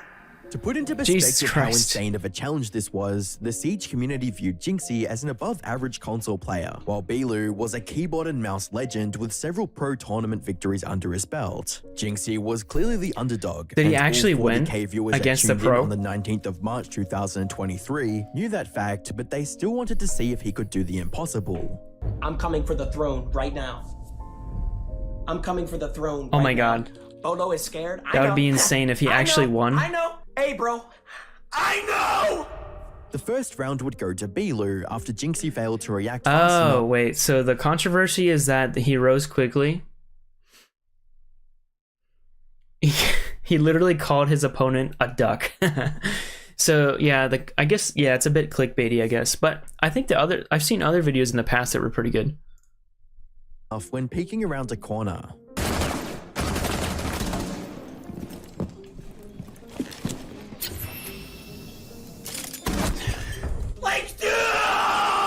However, Jinxie made a striking comeback following a perfectly timed bomb detonation. He's pick window, he's gotta be. So he actually made a comeback. Op 4 eliminated. Mission successful. Damn. Rounds 3 to 11 would see the pair trading blows, but never allowing the other to get ahead by more than one win, as the victor of each round was decided in mere milliseconds. I kind of want to watch this. This is intense. Better aim, bro. By the 12th round, Jinxie was at the edge of his seat, pouring every ounce of skill and focus into the game. But would that be enough to grant him the win? Oh, dude, if he wins, that'd be insane. Destroy it. That operator is so cringe! Why did I not ban it? Why did I not ban it? Oh, GG's, bro. Jinxie had put up an excellent fight and performed better than 99% of console Siege players. So he didn't win. But he unfortunately came up short. Damn. While he did lose the match, Jinxie gained the respect of the entire Rainbow Six community. That's and mad cemented his respect, place though. as one of the greats. For him to challenge the pro, mad respect, yes. Mad, as he would say, mad respect. I don't know how he does In the that. days that followed, clips from Jinxie's match with Bilu would spread far beyond the Rainbow Six community and spill into the wider esports world. As a result, millions of people who wouldn't have heard of him otherwise. The way he acts reminds me of Tyler 11. Yes, exactly. So people like, I think I said it earlier, but people think he's like a copy of iShowSpeed, and he's like also a copy of Tyler. And I think he actually addressed that like once. I forget what he said, but it'd be funny if I could find that video. Yeah, but he's Tyler's hilarious. Has got a taste of his bizarre brand of gameplay, and many of them were immediately hooked. By the end of April 2023, Jinxie had surpassed 1 million followers and averaged nearly 10k viewers per stream, as well as almost doubling his Twitch subs to over 10K, dude, imagine 10K. Imagine, I can't even imagine. Like, I know that like XQC and people have like 60,000 plus concurrent viewers, like just watching. How that is actually crazy. I can't even imagine having 10,000 people watch me. Like, I would get so nervous.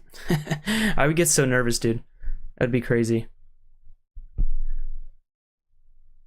Not a copy, just the same type of entertainment. Yeah. He's not a copy. He's different. 80K, making him the #1 subbed streamer on Twitch. Looking at Jinxie now, many would assume he blew up out of nowhere, but in reality, he'd been laying the groundwork for his success for over 5 years, most of which saw little to no growth. Jinxie had overcome countless days of unseen effort and finally got the chance to live a life he could only ever dream of. Bro, I started streaming when I was 17 years old. I'm about to turn 22 in like a month, 2 months. The amount of motherfuckers that never believed in me, bro. The amount of motherfuckers that'll tell you that you can't do something because they can't imagine themselves doing something. Bro, do not let anyone tell you shit, bro. Do not let anyone tell you anything, bro. Jesus Christ. You can literally do whatever the fuck you want. Despite the overwhelming success, Jinxie didn't get... You could do whatever the fuck you want. Don't let anybody tell you what to do. Jesus Christ. Don't let anybody tell you what to do. You can do whatever you want. You have control over your own life. Remember that. Imagine being able to stream at 17. Dude, yes. When I was 17, 10 years ago, that wasn't, I mean, I guess it was available. I don't know when did Twitch come out? I don't remember. But it wasn't even called Twitch at the beginning. It was called something else, I forget. But yeah, that just wasn't really a big thing back then. As compared to now. Lazy as he continued to stream and post daily for the... Wait a second, what was that about laziness? Hey, bruh! You can literally do whatever the fuck you want! Despite the overwhelming success, Jinxie didn't get lazy as he continued to stream and post daily for the rest of 2023, achieving millions of followers on TikTok, YouTube, and Twitch. Jinxie, being the largest Siege creator, naturally made him the face of the game. However, that recognition came with a few drawbacks. At the start of 2024, various members of the Siege community would accuse him of promoting toxicity, as many of his younger viewers emulated his less than admirable traits, with posts reading, "Took a couple months off from playing, and so far, the Jinxie clones are the worst thing to happen. When I came back, I started seeing a bunch of people with Jinxie-esque names, and they always have the worst attitudes and are super unhelpful to the team, as well as Jinxie ruined Siege. Yes, how did he ruin it? Single-handedly revived the game, but now it's basically unplayable. Why? Then there were accusations. How is it unplayable? I can literally go on the store, search Rainbow Six Siege, buy the game, download the game, and press play. Hence, playable. When I was 17, video game streams weren't a thing. Yeah, they weren't really a big thing until recently. Accusations of Jinxie being an iShow Speed clone. I love that Speed. It's just this like new. Yo, what is this? Yo. What is this shit of people calling me a Speed clone, bro? I am nothing like Speed, bro. I am literally nothing like Speed. He's not like Speed at all. We both yell. Shut the fuck up! But this wasn't the only incident. I could yell a bunch like him, and they would just call me. They would call me Jinxie clone. Of Jinxie's success being called into question, as Trainwreck would allude to him using bots to boost his viewership. Who would you say is like the #1 botter, like that gets away with botting OD? Like shots at. Here's what I can say: of the top 100 on Twitch, 75 are botting. Who's the #1 botter though? I know who you guys want me to say, but that's not. How do you even bot on Twitch? The #1 botter is on Twitch that are botting massively and making a lot. See, I'm still so new to everything. I don't even know what like what botting even means. Like, hold on, let me just test my mic really quick. Sorry, I just wanted to test it again. I'm like, it's peaking. I don't know why. Maybe I'm just talking. Maybe I'm talking too loud. I need to tone back a bit. Anyway, I'm so new to the streaming stuff. I don't even know what botting means. I don't even know how that's done. So I don't know what that means. Yeah, that makes sense. Rainbow Siege 6 has been unplayable for many years. It's almost toxic. Oh, So it's unplayable because it's toxic. Okay, I guess when you're playing online, it's like toxic. But I mean, Call of Duty was toxic and is still toxic today. But I still play it. You just gotta ignore the haters, you know. Botting is having bots watch your streams to artificially inflate viewer counts. See, okay, I didn't know what that meant. How do you even do that? I don't even know how to do that. It's weird. Anyway. A lot of money from it. And by massively, is this more than 20,000, 50,000? How big are we talking? I'd say minimum between 10 and 20,000 bots. While there's no definitive 10 and way to 20,000 prove these bots? accusations as true or false, looking back on Jinxie's path to fame, it was motivated more by the sheer joy of being a creator rather than the potential success that came along with it. I feel like most people, especially nowadays, when they get into streaming or YouTube or anything, their first goal is to make money on it, but you did it because you're this is from the passionate about podcast. it, and that's how every great thing starts. But like the idea of just like I didn't want to be like obviously like rich from gaming. It was just like, dude, if I could make $1,000 a month streaming, bro, when I got my first Twitch check, I was like, bro, let's go. Currently, Jinxie still. Dude, yes. That is like a dream, dude. If I can make at least from YouTube and Twitch every month, like consistently make enough to pay my living expenses and maybe even support like a family in the future, that would be the dream. I don't even want to be like super famous. I just want to like, that would be really cool. I don't even want that, but it would be cool to have that. I just wanted to build Twitch, and you know, I wanted to start Twitch, and I'm not saying this right. I started Twitch and YouTube because I wanted to build a community, because I just wanted to. But you know, maybe it goes somewhere, maybe it doesn't. But yeah, it would be so cool to just like be able to pay like the living expenses, you know. Okay, except the skill gap for new players is now so large that they get horribly flamed, and people don't teach new players, so they don't learn, don't have fun, and stop playing. I guess that makes sense. Yeah, yeah, I guess because it's a pretty complicated game, right? I've never played it, but like I've seen him, like Charlie, Moist Critical, and him and Jinxie play it, and like Jinxie tells him how to play, so that makes sense because he already has someone to tell him how to play. Anyway. Still keeps to his daily streams, but has branched out into other endeavors like the Jinxie podcast, which features several large streamers and YouTubers. In spite of the simple formula behind his content, Jinxie still tries to find fresh ways to keep things new, and with his over-the-top personality, it's unlikely he'll ever stop doing that. While there are many aspects to the strategy that got Jinxie to where he is now, his journey was fueled by genuine excitement, enthusiasm, and a passion for what he was creating. It would have been impossible for Jinxie to be so hyper on stream for several hours across multiple weeks if he didn't love what he was doing. It was Jinxie's love for his craft that pushed him to go live daily to only 5 viewers, and it was that same love that kept him from becoming. Yeah, if you absolutely hate what you're doing, it's gonna be miserable for you. See, that's why I'm only gonna play games that I want to play, like Dark Souls and like Hellblade. Because if I'm gonna just play like a game that the viewers want me to play, but I'm not really interested in, it's not going to be fun for me. And if it's not fun for me, it's not going to show, and then it won't be fun for the viewers watching, if that makes sense. So I totally agree with that.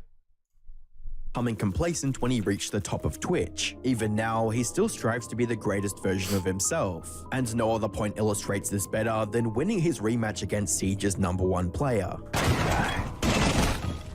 Rematch? He won?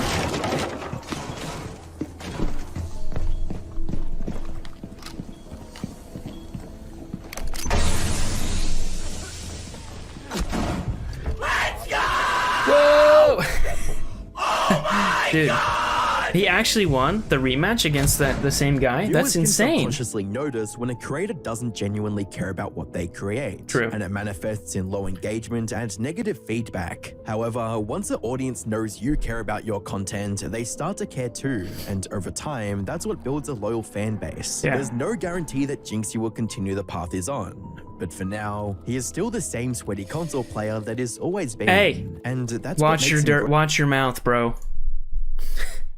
Yeah, but on a serious note, yeah, I agree, because it totally shows if you're not having fun. It will show.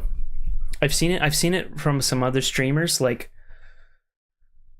that wonder why they don't have a lot of views, and it's because they're just not entertaining, because they're not having fun. So, you know, I'm not going to play some kind of game that's not fun because it won't be entertaining for you guys. Anyway, good video. Go check out the Internet Anarchist. It's a good channel. Maybe a little bit clickbaity sometimes, as you said, but yeah, it's overall a good channel. But yeah, what do you guys think about that?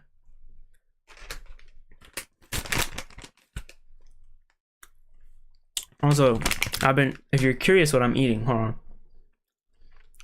I'll show you.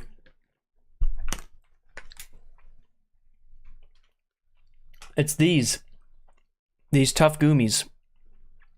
Japanese sour gummies. They're really good. They're super addicting.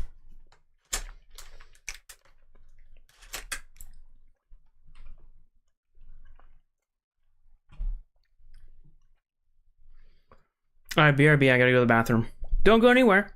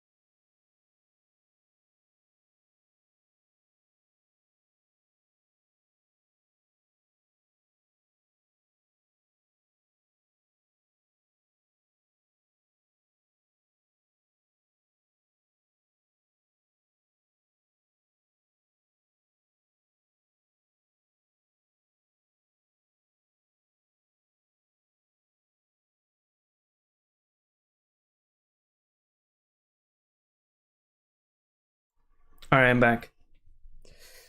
Just wipe my glasses off. Oh god, I can't see shit.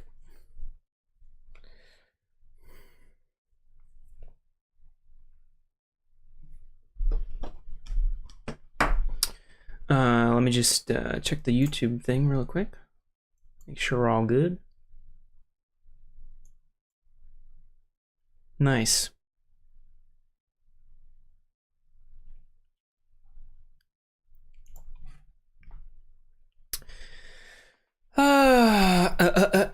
Check 1 2. Check. Oh. Sorry. I just like testing the mic, you know. Welcome back. How was your trip? Oh, it was really good, you know. A lot of relief.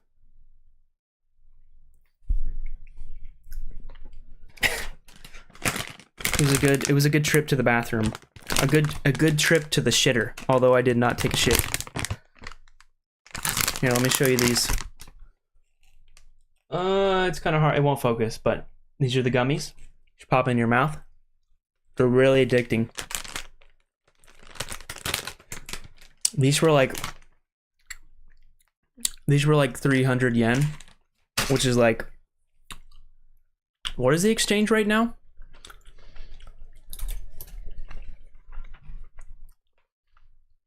So yen to dollar.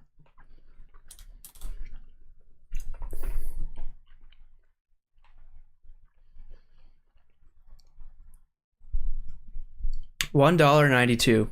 Yeah, so it's correct. Okay, let me reverse that. 192.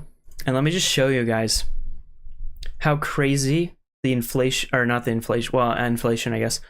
One USD equals 155.657 JPY, Japanese yen. That's insane, dude. When I studied abroad in Japan, it used to be like 1-to-1 ratio. Like it was $1 to 100 yen. But now it's like 155 to $1. It's crazy, dude. Anyway, oh, that leads me into another video I wanted to watch, actually. What was it called? It was about like why is the yen? Because I was really curious. Because when I went to America, I went to America recently, and I get paid in yen, right? So I freaking lost a ton of money paying for stuff in dollars when I was over there. So I want to know why I lost so much fucking money. So I want to know why the yen is so freaking weak. Why is it so weak? Why is the and there was a cool video. Why is Japan? No wait. Why is Japan? What was it? No, I don't want to watch PewDiePie.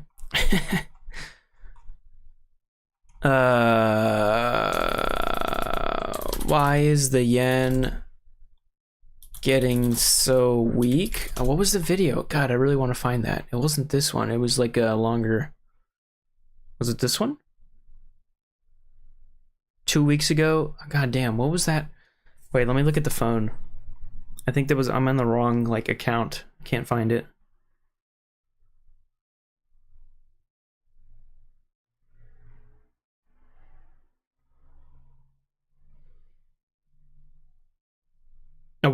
Oh, here it is. Why Japanese yen is failing. Oh, it is this video. It was this one. So yeah, I wanted to check this out because why the fuck am I losing so much money while going to America? So I want to see how good this video is.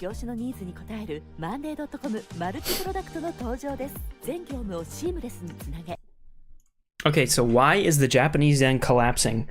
By TLDR News Global. This should be interesting because let me just recap. So I went to America, right, recently, and when I paid in dollars, but I get paid in yen for my job. So tons of money lost there.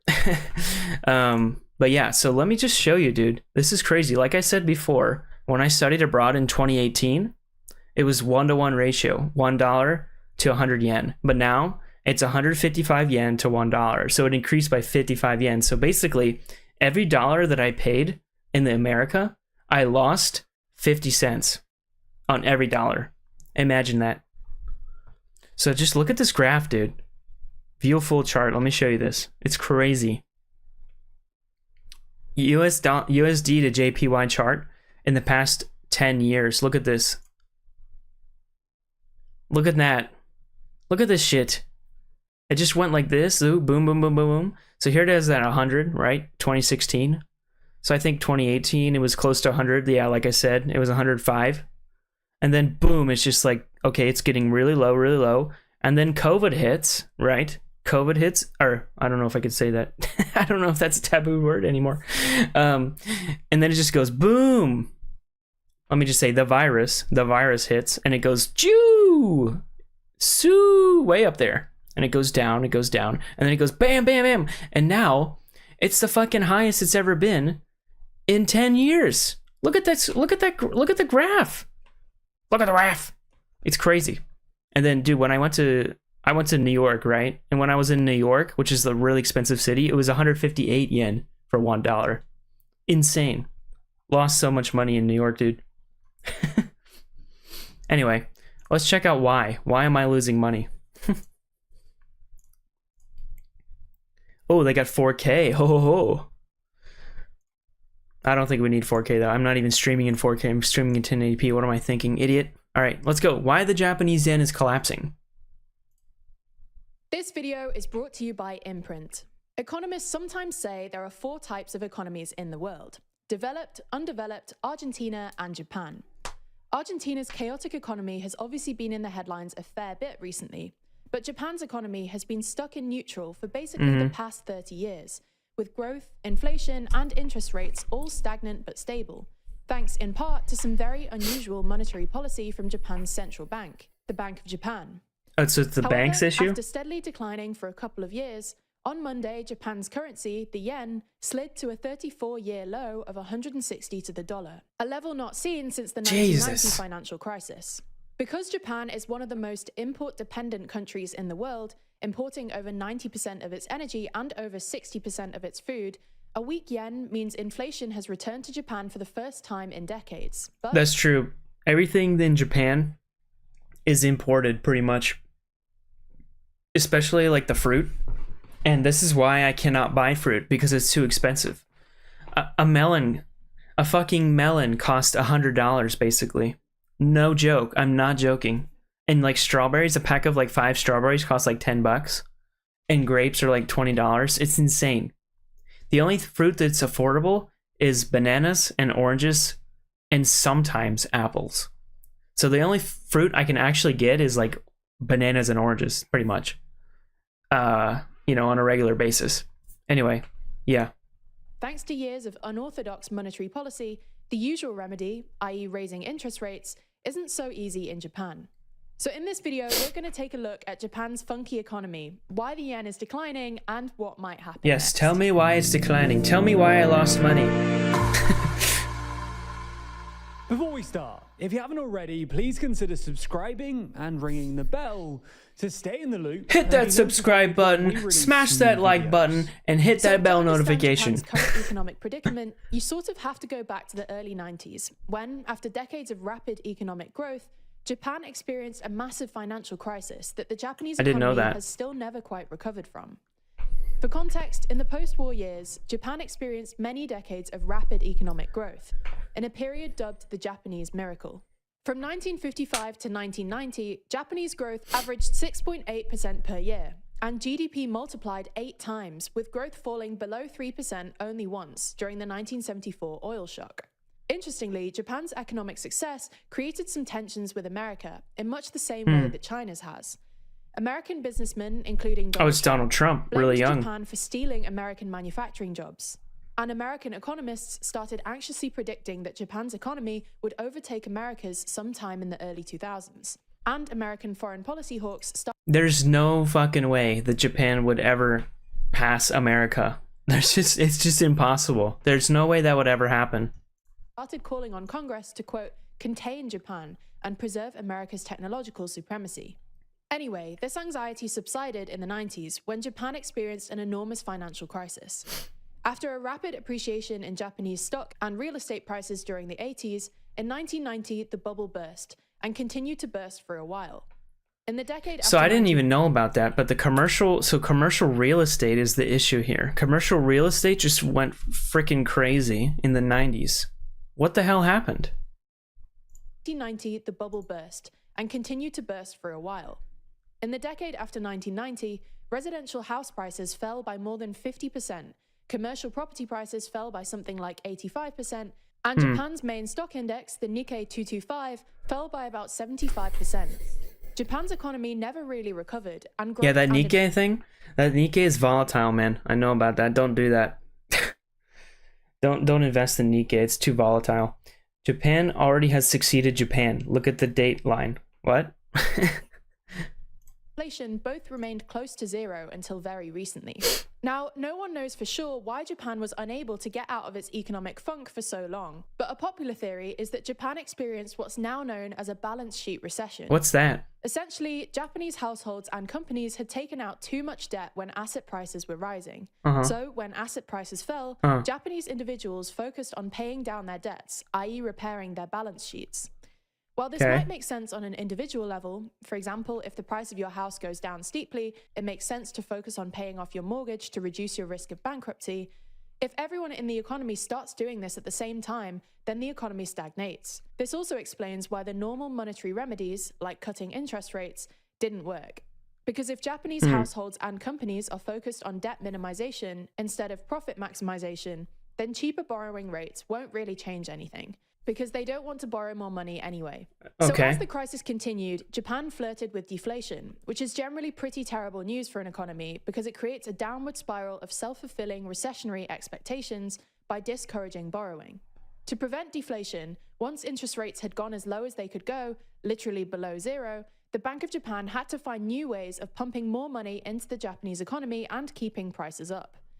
This included buying up loads of corporate debt, and even more government debt, a practice today known as quantitative easing. I don't know what that quantitative easing. So they just bought all the debt? Can you just do that? What? Can you do that in America? We could just buy the debt and it's gone? Or QE. Now, while QE has become increasingly common practice in the West since the 2008 financial crisis, no one's done quite as much of it as Japan. See, I'm not able to speak on much of this because I don't know much about it. I'm kind of just learning stuff. Which is why Japan's government has quite literally the highest debt to GDP ratio in the world at about 260%. Jesus. I thought, what the? So the US is like, oh, I thought the US was bad, but Japan is terrible. I mean, Greece is known for a financial crisis or something, I think. But Japan, that is insane. 2020 versus 1995. Wow, look at that. That is crazy. The highest debt to GDP ratio in the world at about 260%. From 2016 until late last year, the Bank of Japan even began what's called yield curve control, which essentially involved buying up enough debt to guarantee that government borrowing costs wouldn't go above a certain level. Come on! Stop with the ads! I don't want to buy a mansion. Japan's ultra-loose monetary policy came under pressure in 2022, when inflation started rising across the world. Usually, central banks raise interest rates, but the Bank of Japan decided not to. So why did it just, like, why did the inflation go up all of a sudden in 2022?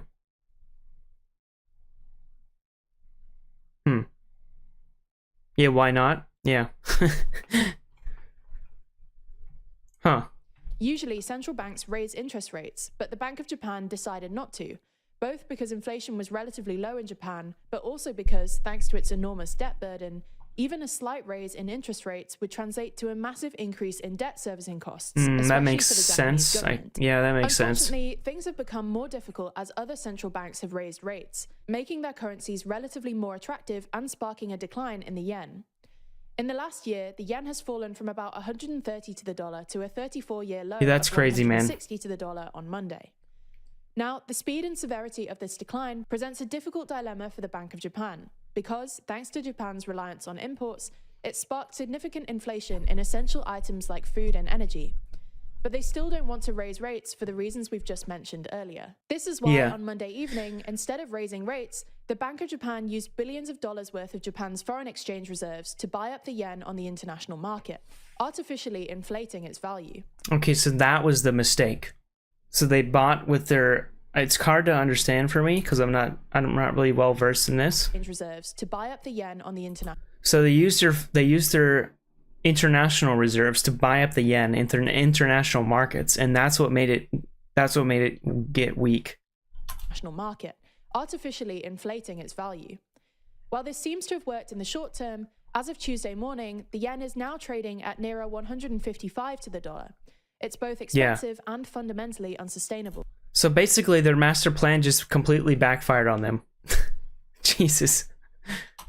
Even if the Bank of Japan has some of the largest foreign exchange reserves in the world. All in all, assuming the Bank of Japan won't engage in significant rate hikes, this means that the yen is very much dependent on what goes on in the rest of the world. Yeah, so like it's really dependent on the world. So if America, I don't know how America's, I mean, I hear like there's a lot of inflation and price increases in America right now, and that's affecting the yen. Yeah, because Japan is so dependent. It's almost completely dependent on foreign entities. If inflation comes down and other central banks start cutting rates, then this will reduce some of the pressure on the yen. But if inflation turns out to be stickier than we'd like, which seems to be the case, then the divergence between the Bank of Japan and other central banks will persist, which means more downwards pressure on the yen. If this happens, then the Bank of Japan won't be able to stave off the yen's decline with exchange reserves forever, and eventually they'll have to choose a horn of their uncomfortable dilemma. Either to just accept the yen's decline and all the inflation-related political turmoil that comes with it, or raise rates and just hope that the world's most debt-burdened economy can somehow deal with it. I don't know. That's a difficult decision. But I mean, I don't know. Should you raise the interest rates? I don't know. I feel like that's a bad idea. But like if you don't, like they said, there's going to be political backfire and political backlash because it's just going to keep going down. And it's just going to keep getting weaker and weaker until it becomes like the Zimbabwean dollar or whatever, where it's like $1 million equals $1 or whatever. That there was some recent currency that went super bankrupt. I forget which one it was. But like it's just going to keep getting worse and worse. I mean, how do you fix it? So you can either just accept it or raise the interest rates and hope. Just hope that the world's most debt-burdened economy can somehow deal with it. Understanding these kinds of economic theories are difficult, and honestly, even politicians don't always seem to understand them. So maybe they could do with checking out the lesson How Governments Fight Inflation on Imprint. Just like TLDR, Imprint is all about turning complex books and topics into something you can learn quickly, conveniently, and visually.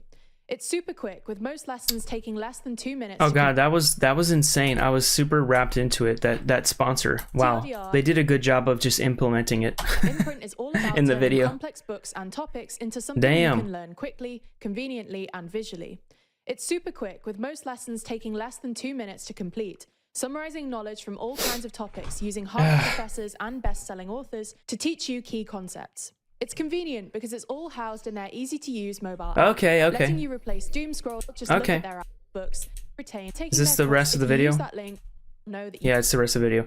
Okay. So, shut up. Stop asking me for YouTube Premium.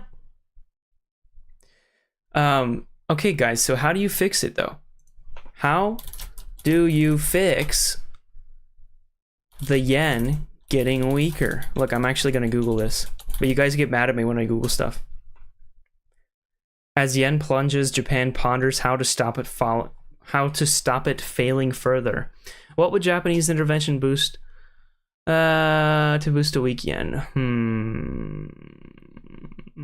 Why is the yen so weak and what that means for Japan? Let me see here. The Japan Times. I don't like the Japan Times because they're trying to make me pay. Yeah, see, look. Stupid news websites, dude. They just want you to pay a subscription, or there's a bunch of ads everywhere.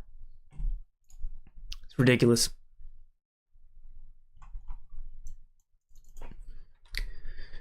We can ask in a reverse way. Will the interest, the one they said in the video, will raising the interest rate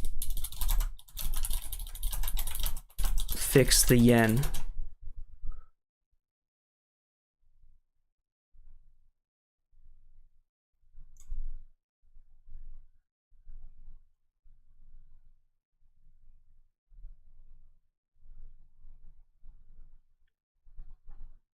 Jesus.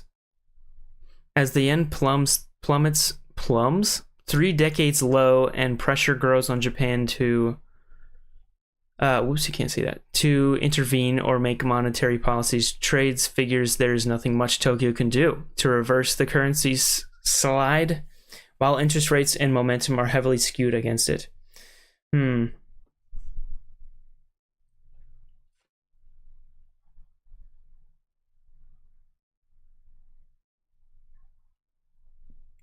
Oh, so the BOG governor Kazuo Ueda Kazuo has hinted at future rate hikes. So it looks like they might increase the interest rates to try to fix it.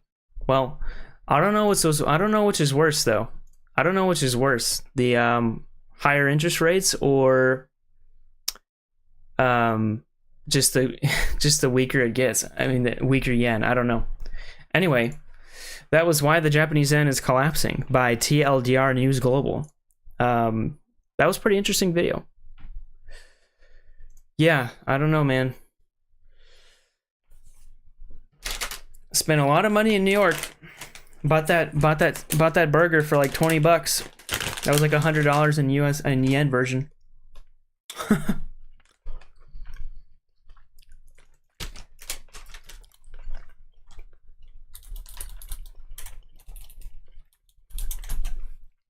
Let's see what Sunny V2's getting up to.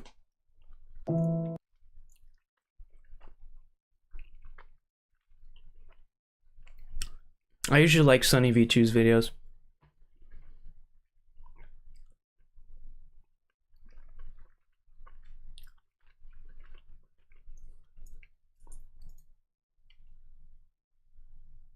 Dreams, career, The Rock, beloved YouTubers.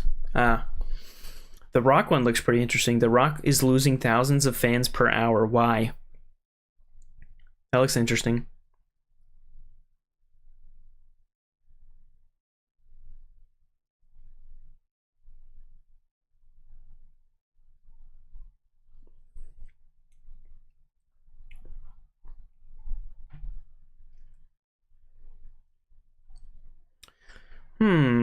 The Rock one. I might do the Rock one. That looks pretty good. Anything. Wait, why people are laughing at Ronda? I don't know who that is. Ronda Rousey's. If I don't know who it is, I can't really relate.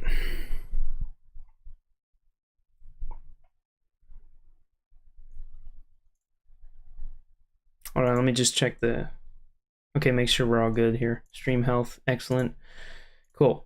Blah, blah, blah. All right. Let's get rid of those two tabs.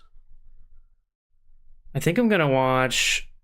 Yeah, I think I'm gonna watch the Rock one. That looks pretty good. It's pretty new, too. Just came out 9 days ago. It's not too old. Well, that's pretty ancient in internet time, I guess. I just know The Rock has kind of like become like a walking advertisement.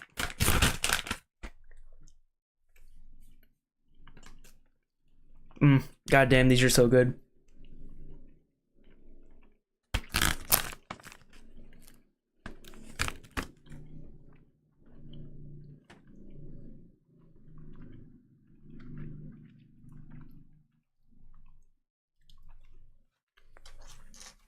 All right, let's check out The Rock.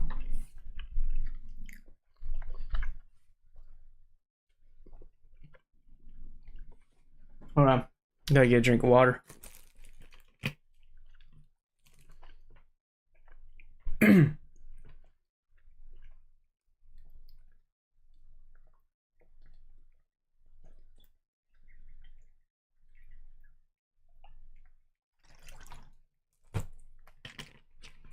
Oh yeah. Gotta lube the tubes. If you know what I mean. Alright. Gonna watch some Sunny V2. I don't know if you guys know Sunny V2. He's great. Or at least I think he's great. Good videos. A lot of subscribers. Almost 4 million now. Congrats, by the way. And yeah, let's check out why The Rock is losing thousands of fans per hour. Why? By Sunny V2. This is the place, no need to search no more. And in this world to shape, and you can make it yours. Minecraft.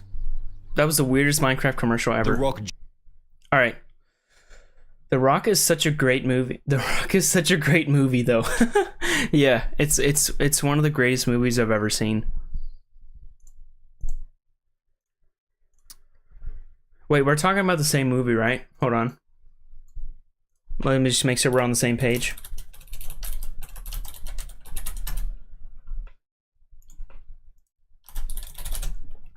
The Rock movie. Oh yeah, yeah. With it's with what's his name? Sean Connery, not Liam Neeson. What's his name? God damn. It's The Rock, like when they escape from Alcatraz, right? Sean Connery, Nicolas Cage. It's this one, right? Sorry, you can't see that. Hold on. Stupid webcam. Yeah. The one with Nick Cage and Sean Connery. Yeah, that movie's awesome. I haven't seen that in forever. That came out a year before I was born. And it's rated G. How is that possible? Yeah, it's a good movie. There was another movie about Alcatraz with that was really good too. With Clint Eastwood. What was the one with Clint Eastwood? Clint Eastwood. Alcatraz. Yeah, what's that one? That one's good too. Oh, Escape from Alcatraz. Yeah. This one. This one's really good. It's rated MA15 plus there. Yeah, it's rated G in America. What the fuck? So this one's rated G too. What the fuck? Yeah, this one's a great movie too. I don't know if you've seen that. You should check it out. If you haven't, it's great. What was it? There was one other movie that was like not as good, I think, or Alcatraz movies. The Rock. No, what was it? Or am I just going crazy?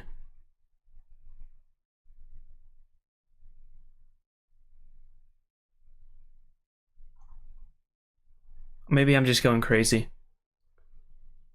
I don't know. Maybe it was like a funny, like a comedy one. Or maybe it just was The Rock. Maybe I just feel, I imagined it was comedy because of Nick Cage. But it's actually a serious movie. Oh, it's rated G for guns. Yes, that makes sense. Rated G for guns. Yes. Yeah. Anyway, that we got off on a tangent there, but yeah, The Rock is awesome. You should check it out. Whoever hasn't seen that. Anyway, back to the other Rock. Okay, so why is The Rock losing thousands of fans per hour? This is interesting news. Let's check it out. The Rock just made WrestleMania's most disliked video ever, and through some terrible podcast appearances, a completely out of touch fundraiser, and his reputation as a walking, talking advertisement, the world's fakest celebrity. Is that too loud? It's like louder than the other videos. But let me know if it's too loud, really quick.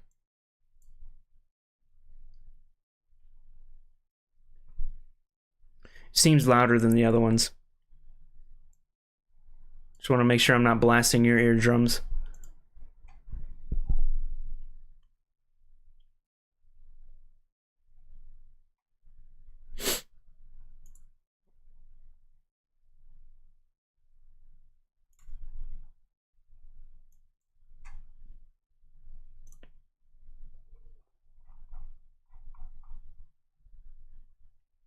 I'm just going to bring it down a little bit for myself because it's a little bit loud. Out of touch fundraiser, and his reputation as a walking, talking. Should back it up a bit. The Rock just made WrestleMania's most disliked video ever, and through some terrible podcast appearances, a completely out of touch fundraiser, and his reputation as a walking, talking advertisement. That's exactly what I said. It's exactly what I said. I said he's literally become a walking advertisement. World's fakest celebrity has for the first time. Sorry, I hate keep pausing it all the time. I hate to keep pausing it, but I just saw in like Target there was like an ad for, there was a section for The Rock's like perfume or something. He's everywhere. I can't get rid of him. I'm ever seen a fall in Instagram followers, but the biggest contributor might be his endless list of lies on everything from his movie earnings to fast food consumption. For example, back in 2017, he lied about the movie earnings? The Rock posted this photo to his Instagram claiming, "I've never been to In-N-Out before," which didn't seem all that serious. I remember this. This was crazy. Like he posted, "I've never been In-N-Out," and like he was there. Like he was literally there like years ago. Until roughly 5 years later, when in August 2022 he'd post the following video. This is the very first time that I have ever tried an In-N-Out burger or In-N-Out fries. It's so anything stupid. In-N-Out for that matter. He'd therefore That's so stupid. What's an In-N-Out burger? In-N-Out is a restaurant. I've actually never had In-N-Out myself, but it's in America. Probably America only. But not where I'm from. I'm from Ohio. It's not in Ohio. Maybe it's in California. But anyway, The Rock is he just totally lied, dude. He just lied in everybody's face. Like he literally had that post, like, first time I've been to In-N-Out, which is okay. And then years later, it's like, look at this, first time I went to In-N-Out burger. claimed for a second time it was my first ever time eating In-N-Out, yet he might not have been guilty given he also said this. Now, I've picked up some In-N-Out burger before. For some buddies of mine, I've never tried it, so this is a first. That would be until December 2023, when The Rock claimed for a third time he'd had my first In-N-Out burger experience, also pretending like he'd never even tried fast food before. I didn't know the lingo, didn't know who to pay, where to pay, didn't know shit, before adding some self-congratulatory comments about leaving a massive tip. This led to mainstream media articles and a 6 million view Penguin Zero video. This is the third time he's done it. He keeps. Oh, I remember this video. This was a good video. You should check out this video from Charlie, Penguin Z0, aka Moist Critical. He keeps lying. Yeah, it's a good video. That he's trying In-N-Out for the first time every couple of years. The other two videos are still on your Instagram page. Forcing The Rock to change his description by adding, my first ever In-N-Out burger experience again. Thanks to the fans who reminded me that I went to In-N-Out years ago and totally forgot about it. Dude, what a freaking cop-out. He totally just tried to like beat around the bush and just try to like dig himself out of that deep hole he was in. Thanks to the fans who reminded me that I went In-N-Out years ago and totally forgot about it. Charlie is great. Yeah, he's awesome. One of my favorite is still the one where he explains the difference between clip and mag with Sneeko. Yeah, that one's great. That was hilarious.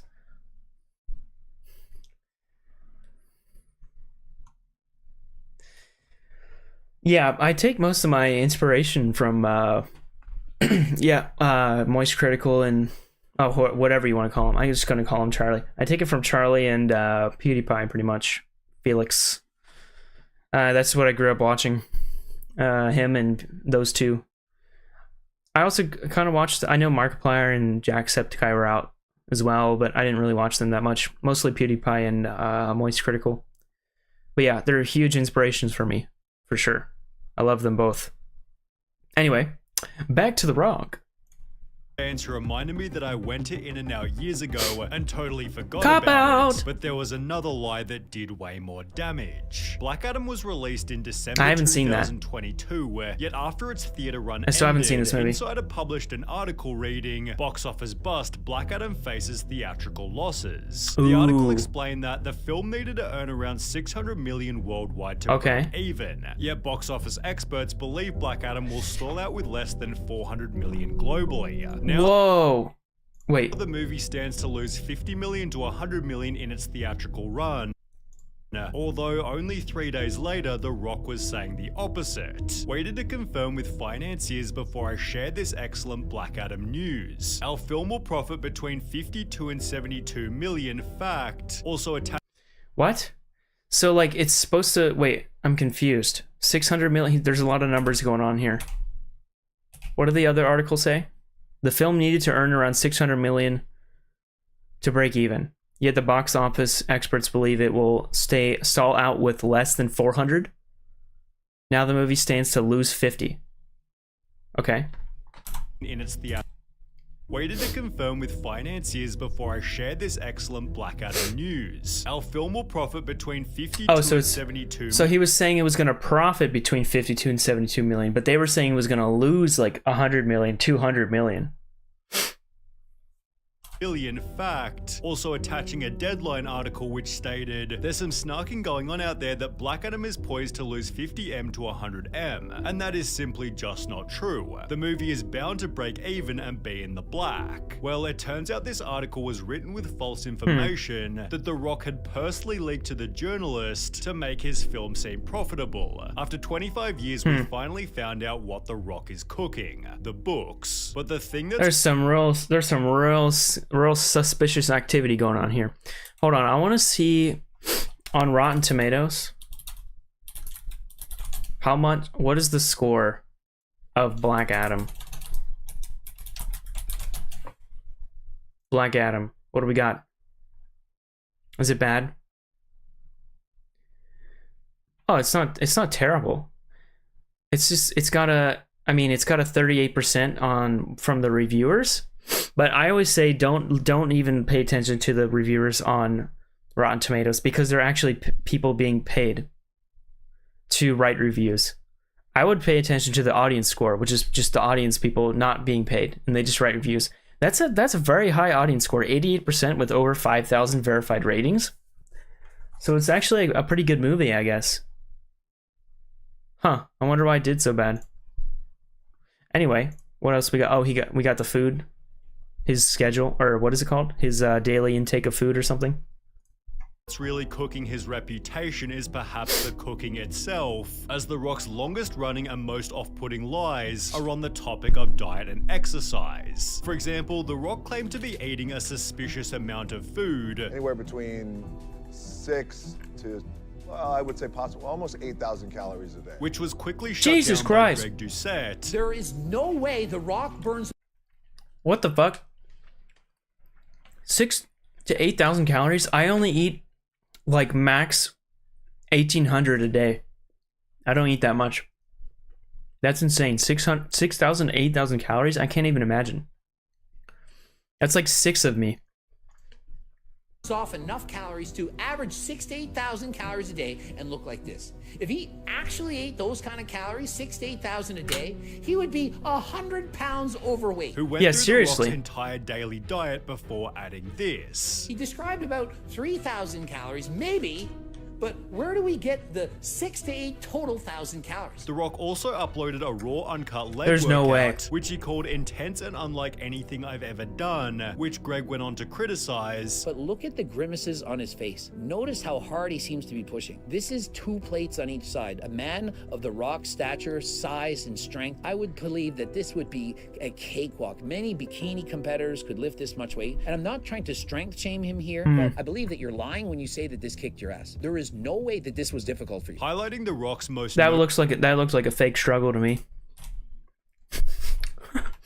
Just spewing shit out of my mouth. Of The Rock's stature, size, and strength. Yeah, that butt squat there looked pretty fake. Yep, that's pretty fake there. I have to say that's not an accurate butt squat. Yes, I would believe those butt muscles aren't moving in the way I think they should be.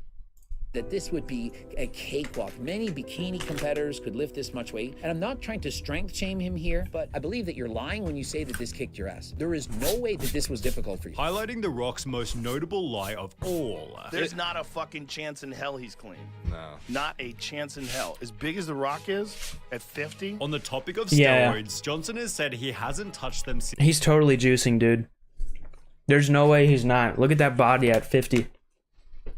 Since he was 18 when he tried them before college. Sure, you get a lot of people out there who will suspect and say shit. They want to negate the hard work you put in, although it's strange to see him only getting bigger despite now being into his 50s. Eddie Hall gave his voice on what Dwayne might be using. I would believe that The Rock would be on TRT, which is testosterone replacement therapy. A very good thing to do. It's actually very good for you, very healthy for you. While Joe Rogan theorized he was probably could be on the healthy more. stuff. You can't even get there with HRT. I don't know anything about this stuff, so I'm not going to say anything else, but it could be using healthy stuff, you know. I don't know. That's not HRT. Which was again echoed by Greg Doucette. Not only do I not think he's natural, I don't think he's on HRT. I think he's on the kitchen sink. Whatever he can take, Really? I think he's on all of it and then some. You don't get big like that into your 50s compared to your 40s and 30s. Like you see some photos of him in his 30s, he's way bigger and leaner now. This has helped him to earn the following title. The Rock is the fakest celebrity in Hollywood. And nothing solidified this harder than The Rock's recent Joe Rogan episode. I was very hyped for this podcast. Yeah, well, before we get into that, I think he's pretty fake, dude. Like, seriously. I make this stuff at work. What do you make at work? Sorry, I think the stream is delayed. I'll wait a bit.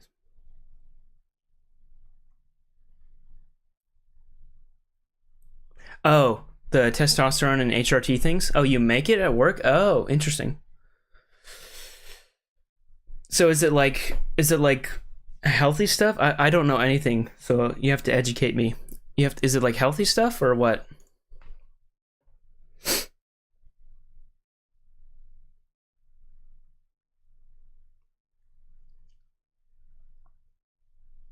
Oh, it's quite common for men over 50? Okay. Alright, I stand corrected then. Yeah, thanks for letting me know. I didn't know. So, maybe he's just doing that. But regardless, I think it's just kind of, he puts off, if he's not actually fake, he puts off a very fake persona, in my opinion. Oh, so he's still like a walking advertisement, dude. Anyway.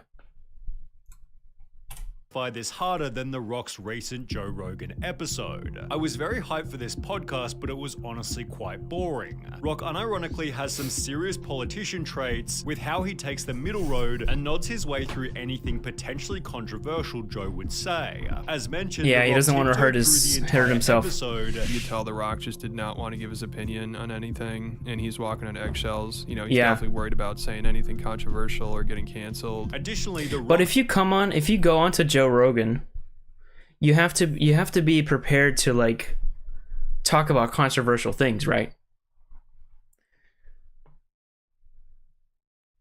Their body starts losing the ability to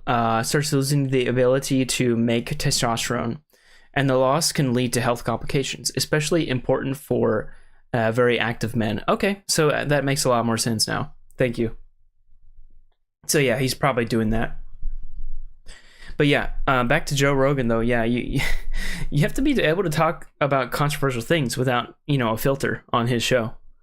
So yeah, walking on eggshells is just not going to make the podcast very interesting. Avoided controversy by controlling every topic, leading to other comments such as, Rock has asked Joe about 100 questions so far, and I don't think Joe has asked Rock a single one. Joe is doing all the talking about the same old shit and I'm about to fall asleep. The whole episode just felt kind of weird, not only because of Joe previously calling The Rock a steroid user, but because The Rock had also called Joe Rogan out himself. I thought The Rock disowned Joe during the whole N-word incident. Back in 2022, I don't know about this. When Joe posted this iconic video, The Rock stood firmly behind him by writing, "Great stuff here, brother. Perfectly articulated. Looking forward to coming on one day and breaking out the tequila with you," although his support was met with backlash. Dear The Rock, you're a hero to many people, and using your platform to defend Joe Rogan, a guy that used and laughed about using the N-word dozens of times, is a terrible use of your power. Have you actually listened to this man's many racist statements about black people, causing The Rock to fold instantly?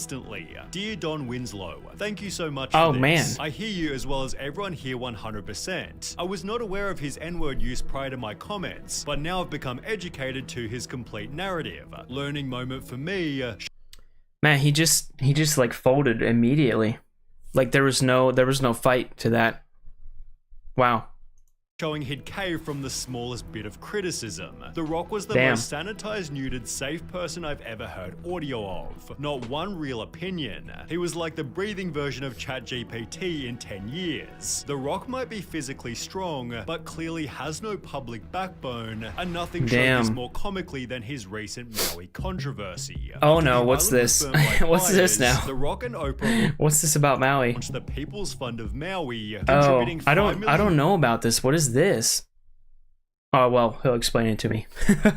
$5 each before asking the public to donate. So we appreciate any support that you can give. What do I do? What do I do? This is what you do.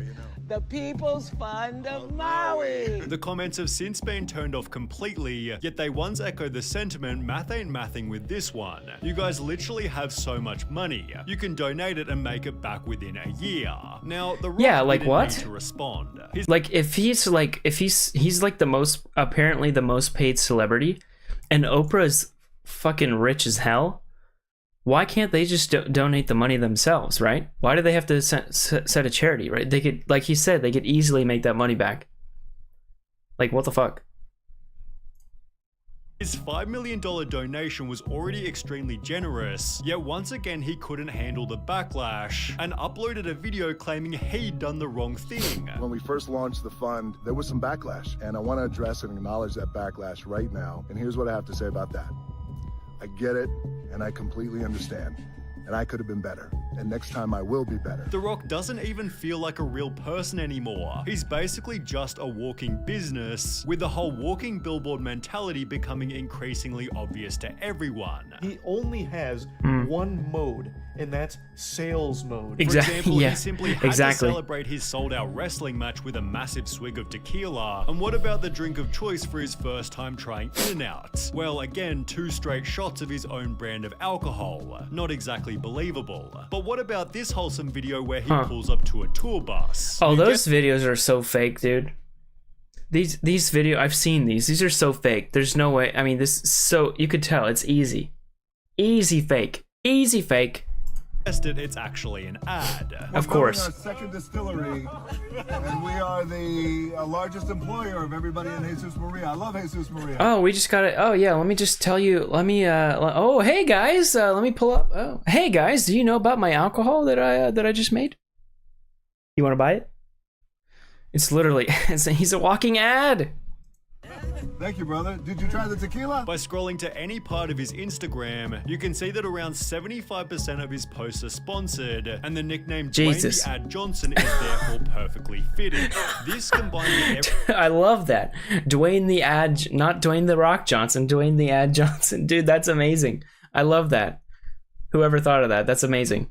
everything else has severely wounded his image. However, his recent actions with the WWE have dealt the final blow. On the 23rd of January 2024, The Rock became a WWE board member and a voice for what takes place in the show. The Rock ensured the audience, "At my core, I'm a builder who builds for and serves the people," although so far he hasn't served anyone beside himself. How might you ask? Well, you'll need a bit of backstory. Roman Reigns was WWE champion for roughly 3 whole years, although it was hinted that the widely adored Cody Rhodes would be next to take the title. The two had a long-running feud, so their matchup seemed perfect, and Cody had just won the Royal Rumble, the winner of which normally goes on to face the champ. Well, after all the hype had built, Cody Rhodes unexpectedly told Roman he didn't want to face him, randomly subbing himself out for The Rock, who had no place in the story.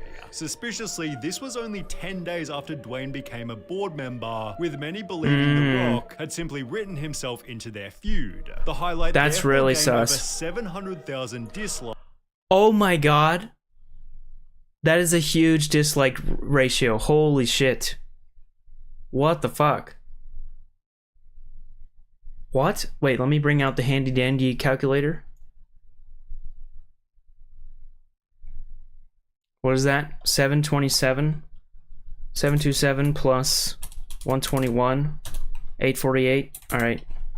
727 divided by 848 times 100. 86% dislike ratio. Holy shit. That's insane. Being given the title of the most hated WWE move ever. Yeah, that was since sus the as highlight fuck. is now the WWE's most disliked video. The backlash was so severe that the story was totally changed, with Cody successfully beating Roman in April, after which The Rock announced he was leaving. The story led some fans to state, "I swear I haven't watched this much wrestling in years," although The Rock's personal following hasn't been so Holy healthy. shit. Only 12 months ago, The Rock was gaining 5 million followers per month, although through everything discussed in this video, The Rock is now losing fans for the very first time ever. Wow. Wow, what a video. What a video, guys. Man, The Rock, dude. What's The Rock's net worth now? How much does The Rock? Does Dwayne? I can't see. Dwayne? How do you spell Dwayne? Dwayne The Rock Johnson. Net worth. Network, not network. Well, okay, that works too. 800 million? Holy shit. That's a lot of moolah. That's a lot of gold doubloons, dudes. Holy crap. And how much was the Maui Rock? Oh, God, I can't type without seeing it. Rock and Oprah. How do you spell Oprah? O-P, Oprah Maui Fund. How much was that? Amount. Maybe they didn't oh wait, Oprah Winfrey and Dwayne Johnson pledged 10 million for Maui Wine Farm. Oh. I guess they gave money. That's good. Hopefully. Anyway, Damn, what a crazy video. The Rock is losing thousands of fans per hour. Why? Well, that definitely answered that question. And yeah, thanks to SunnyV2. Awesome channel. You guys should check him out.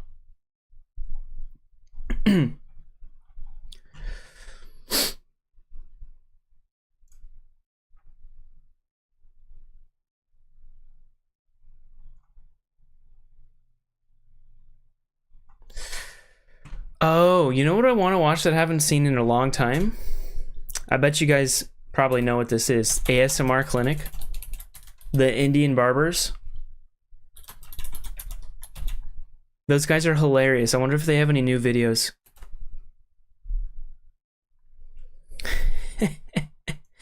Wait, what was that guy's name? It's that guy, but what's his name? Oh, Asim Barber. That's it. Asim Barber. This guy's awesome. What's he got? Anything new going on? The Barber Club. Popular. Holy shit. Their most popular video has 29 million views. Okay, 21 hours ago, ear cleaning and earwax removal. That's kind of gross. But these guys are, this is so like satisfying and insane. Where's the one where they like just freaking take the guy's arm off? Ask him. Rips arm. I wonder if it comes up. If wait. What was that one where they just destroy the guy? Is it this one?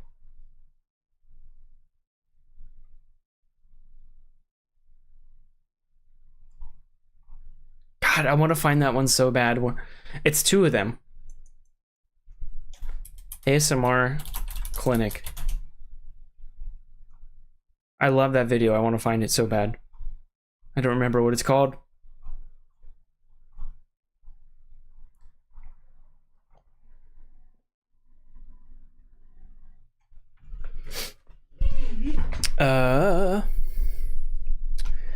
Shibidi-bop-boo-ba, where is it? Two barbers. Okay, it was like, dude, that face. Dude, their faces. Okay, no, it's not that guy. It's the ASIM, this guy. It's this guy and then another skinnier guy.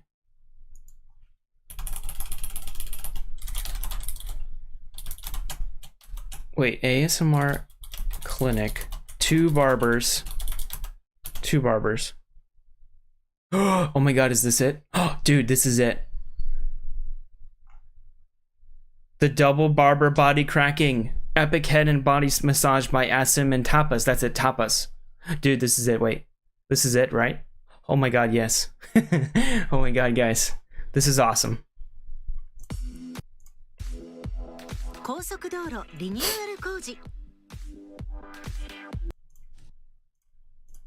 Dude, this is great. Check this out.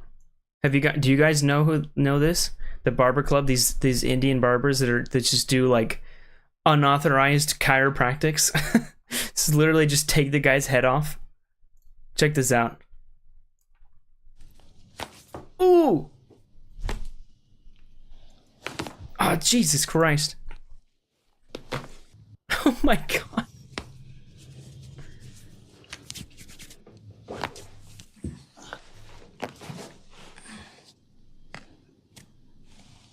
Oh. Oh my god, stop. What are you're gonna break his back? Oh my god, was that the preview? Holy shit. Well, let's get to the juicy parts. Was this where he rips his arm off?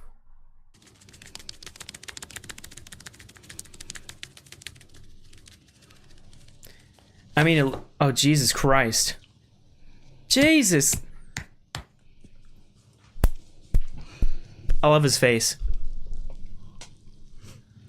Coming in with the neck cruncher.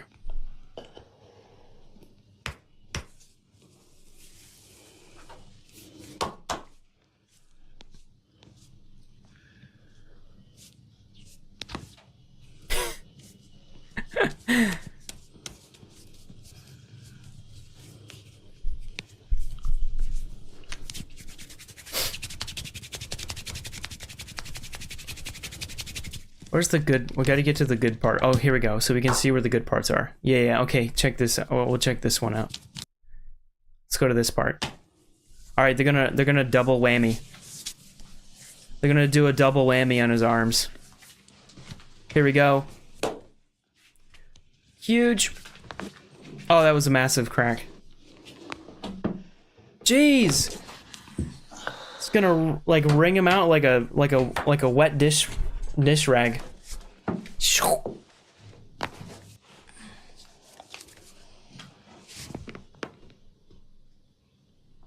Oh yeah, I've got to get that last crack in there.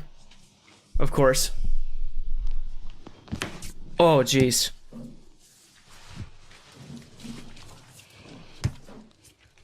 You could tell these guys are just loving it.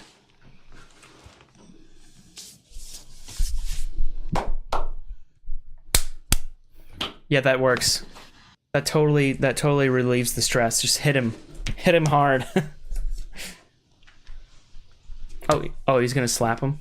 I like when he comes in with the huge slap, but it's just fake. He's like, yeah. The face, dude.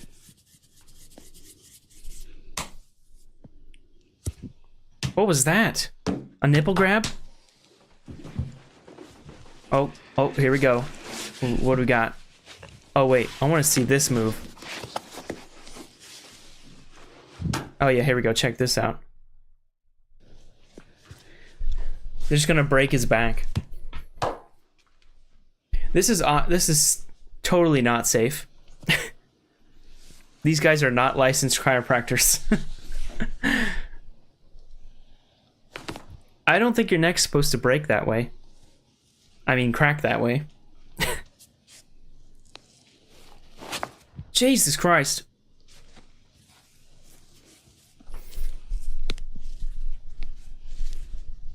Coming in with the neck snap 5000.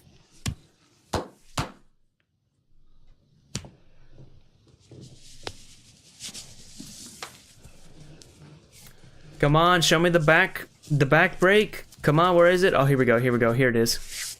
This is what I was waiting for. Bring him up, boys. Split him in two. There we go. Yeep. Oh, that was, you could tell he just, it was like, well, oh, that hurts. Ow. Did you see that? Look, listen.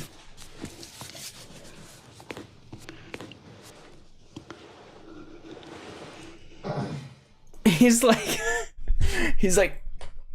ugh. And then when he puts him back down, he's just like, oh, my back. It's like that guy from SpongeBob that says, my leg, but it's my back instead. Look at him. He's like, he's in writhing in pain. Look at that. It's like, ah.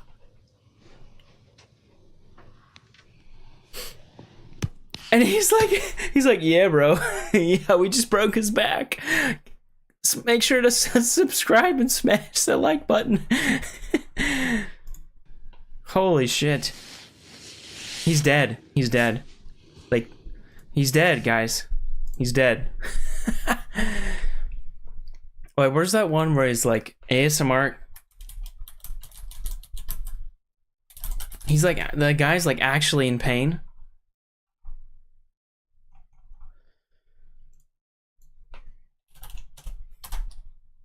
Was it the woman or the guy? I think it was the woman.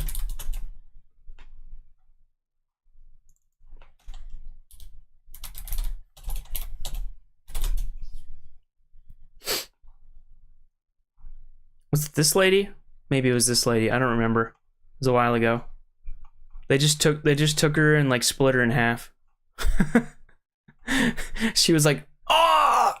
Like she was like this, like in distress, dude. That cannot be healthy.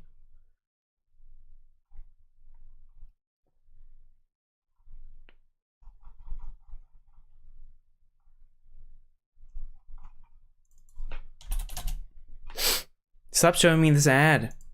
I don't want to see this ad.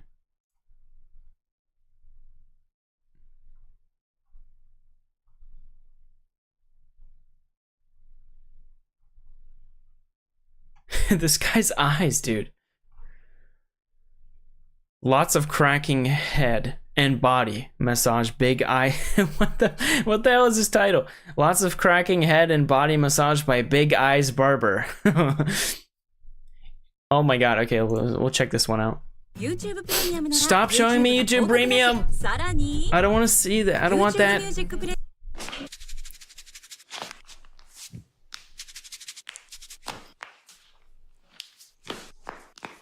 Holy shit. Oh, there's some big cracks. What is that? Alright, skip this part. We can get to the good stuff.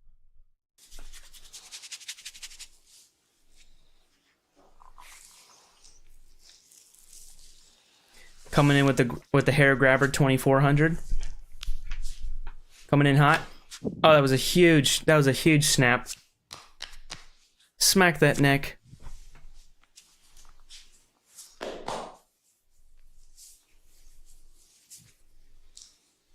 He's angry, dude. Look at his face. He's angry.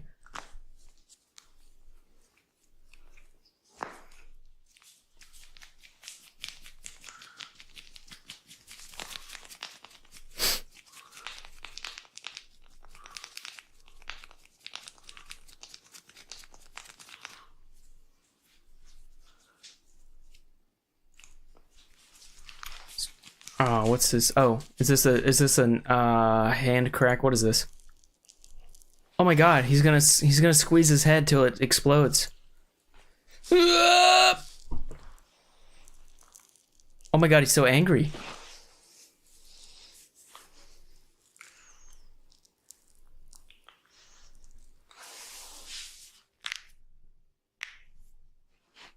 What is that? Why does he have to do that? Every time he cracks him, he's like,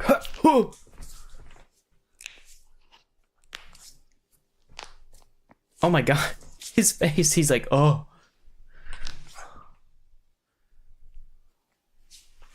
Oh my god, his eyes, dude. His eyes are staring deep into his soul. Straight from hell, dude. Coming in with the Arm Ripper 2400. Oh, huge. That was huge. What else we got? What is this? Ooh, that was a big one. Wow. What is the, okay, what is this thing? I'm curious. I don't know what that is. That's weird. I don't like that.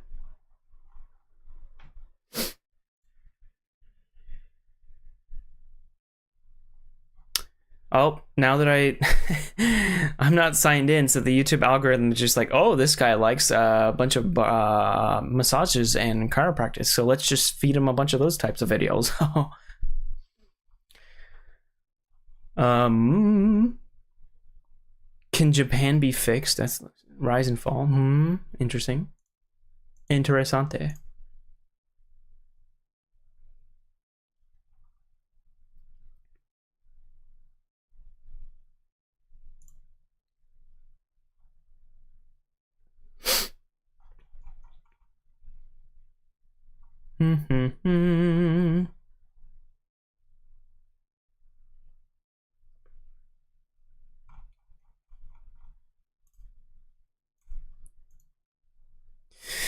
Oh shit, I don't even know the time. I actually probably have to go. It's 9:30 p.m. here in Japan. I have to work tomorrow, so. But yeah, let me just, I totally forgot about the time. Let me just switch. I'll probably have to end the stream, but let me just switch here. Oh! Yeah. Sorry for the abrupt stop, but yeah, I have to go. But yeah, thank you guys so much for joining the stream. It was really fun watching videos. This is the first time we did that. We did it on the channel, both YouTube and Twitch. And yeah, we're probably going to watch some more videos in the future. That was pretty fun. I like that kind of stuff. Just chilling out, you know, watching videos with the viewers. And yeah, we're obviously going to continue Dark Souls and do Elden Ring DLC and probably Hellblade 2 pretty soon here. It's coming out. And we're going to what was I going to say? Dark Souls, Elden Ring. No, that was it. Yeah, that was it. Yeah, Dark Souls, continue. And we might do some Minecraft. I don't know. And yeah, we're gonna do definitely. I'm so excited for the Elden Ring DLC, dude. So excited for that. That's coming out next month. Cannot wait. Anyway, yeah, thank you guys for watching, and I'll see you next time. Bye. Make sure to like and subscribe. Oh wait, guys, wait. Before we go, I have to do for YouTube. I have to do the thumbnails. Ready? I gotta for the thumbnails. I gotta do the poses. Here we go. Gotta do some good ones like like this one.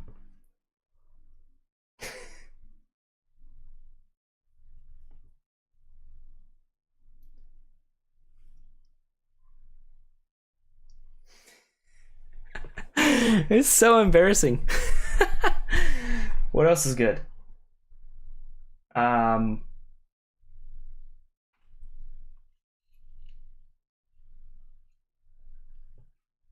have to make sure I'm in the right frame.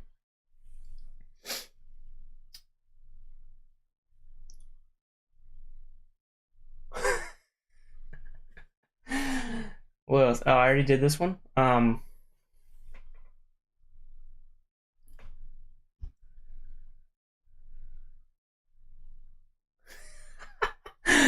making myself laugh. That's probably good. I can find something in the video too to take a screenshot. All right, anyway, yeah, I just got to make a thumbnail for the YouTube. I'm going to edit it and put it on as a regular video, like each of them. What did I watch? I watched The Internet Anarchist. I watched Nick Crowley. I watched Jinxie. And I watched the Japanese one. The Japanese. I should probably do one of these. Hold on. Probably do one of these, like.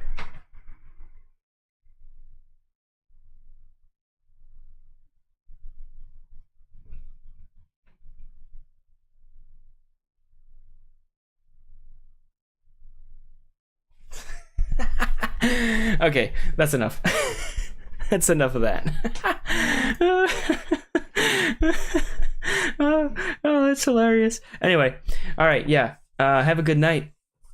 I will see you guys later. And yeah, I'm gonna try to stream more often. You know, it's really hard. Like I said before, it's hard with a full-time job. But I'll stream when I can. Yeah, definitely. Dark Souls for sure. We're gonna play that again. All right. See ya. Bye.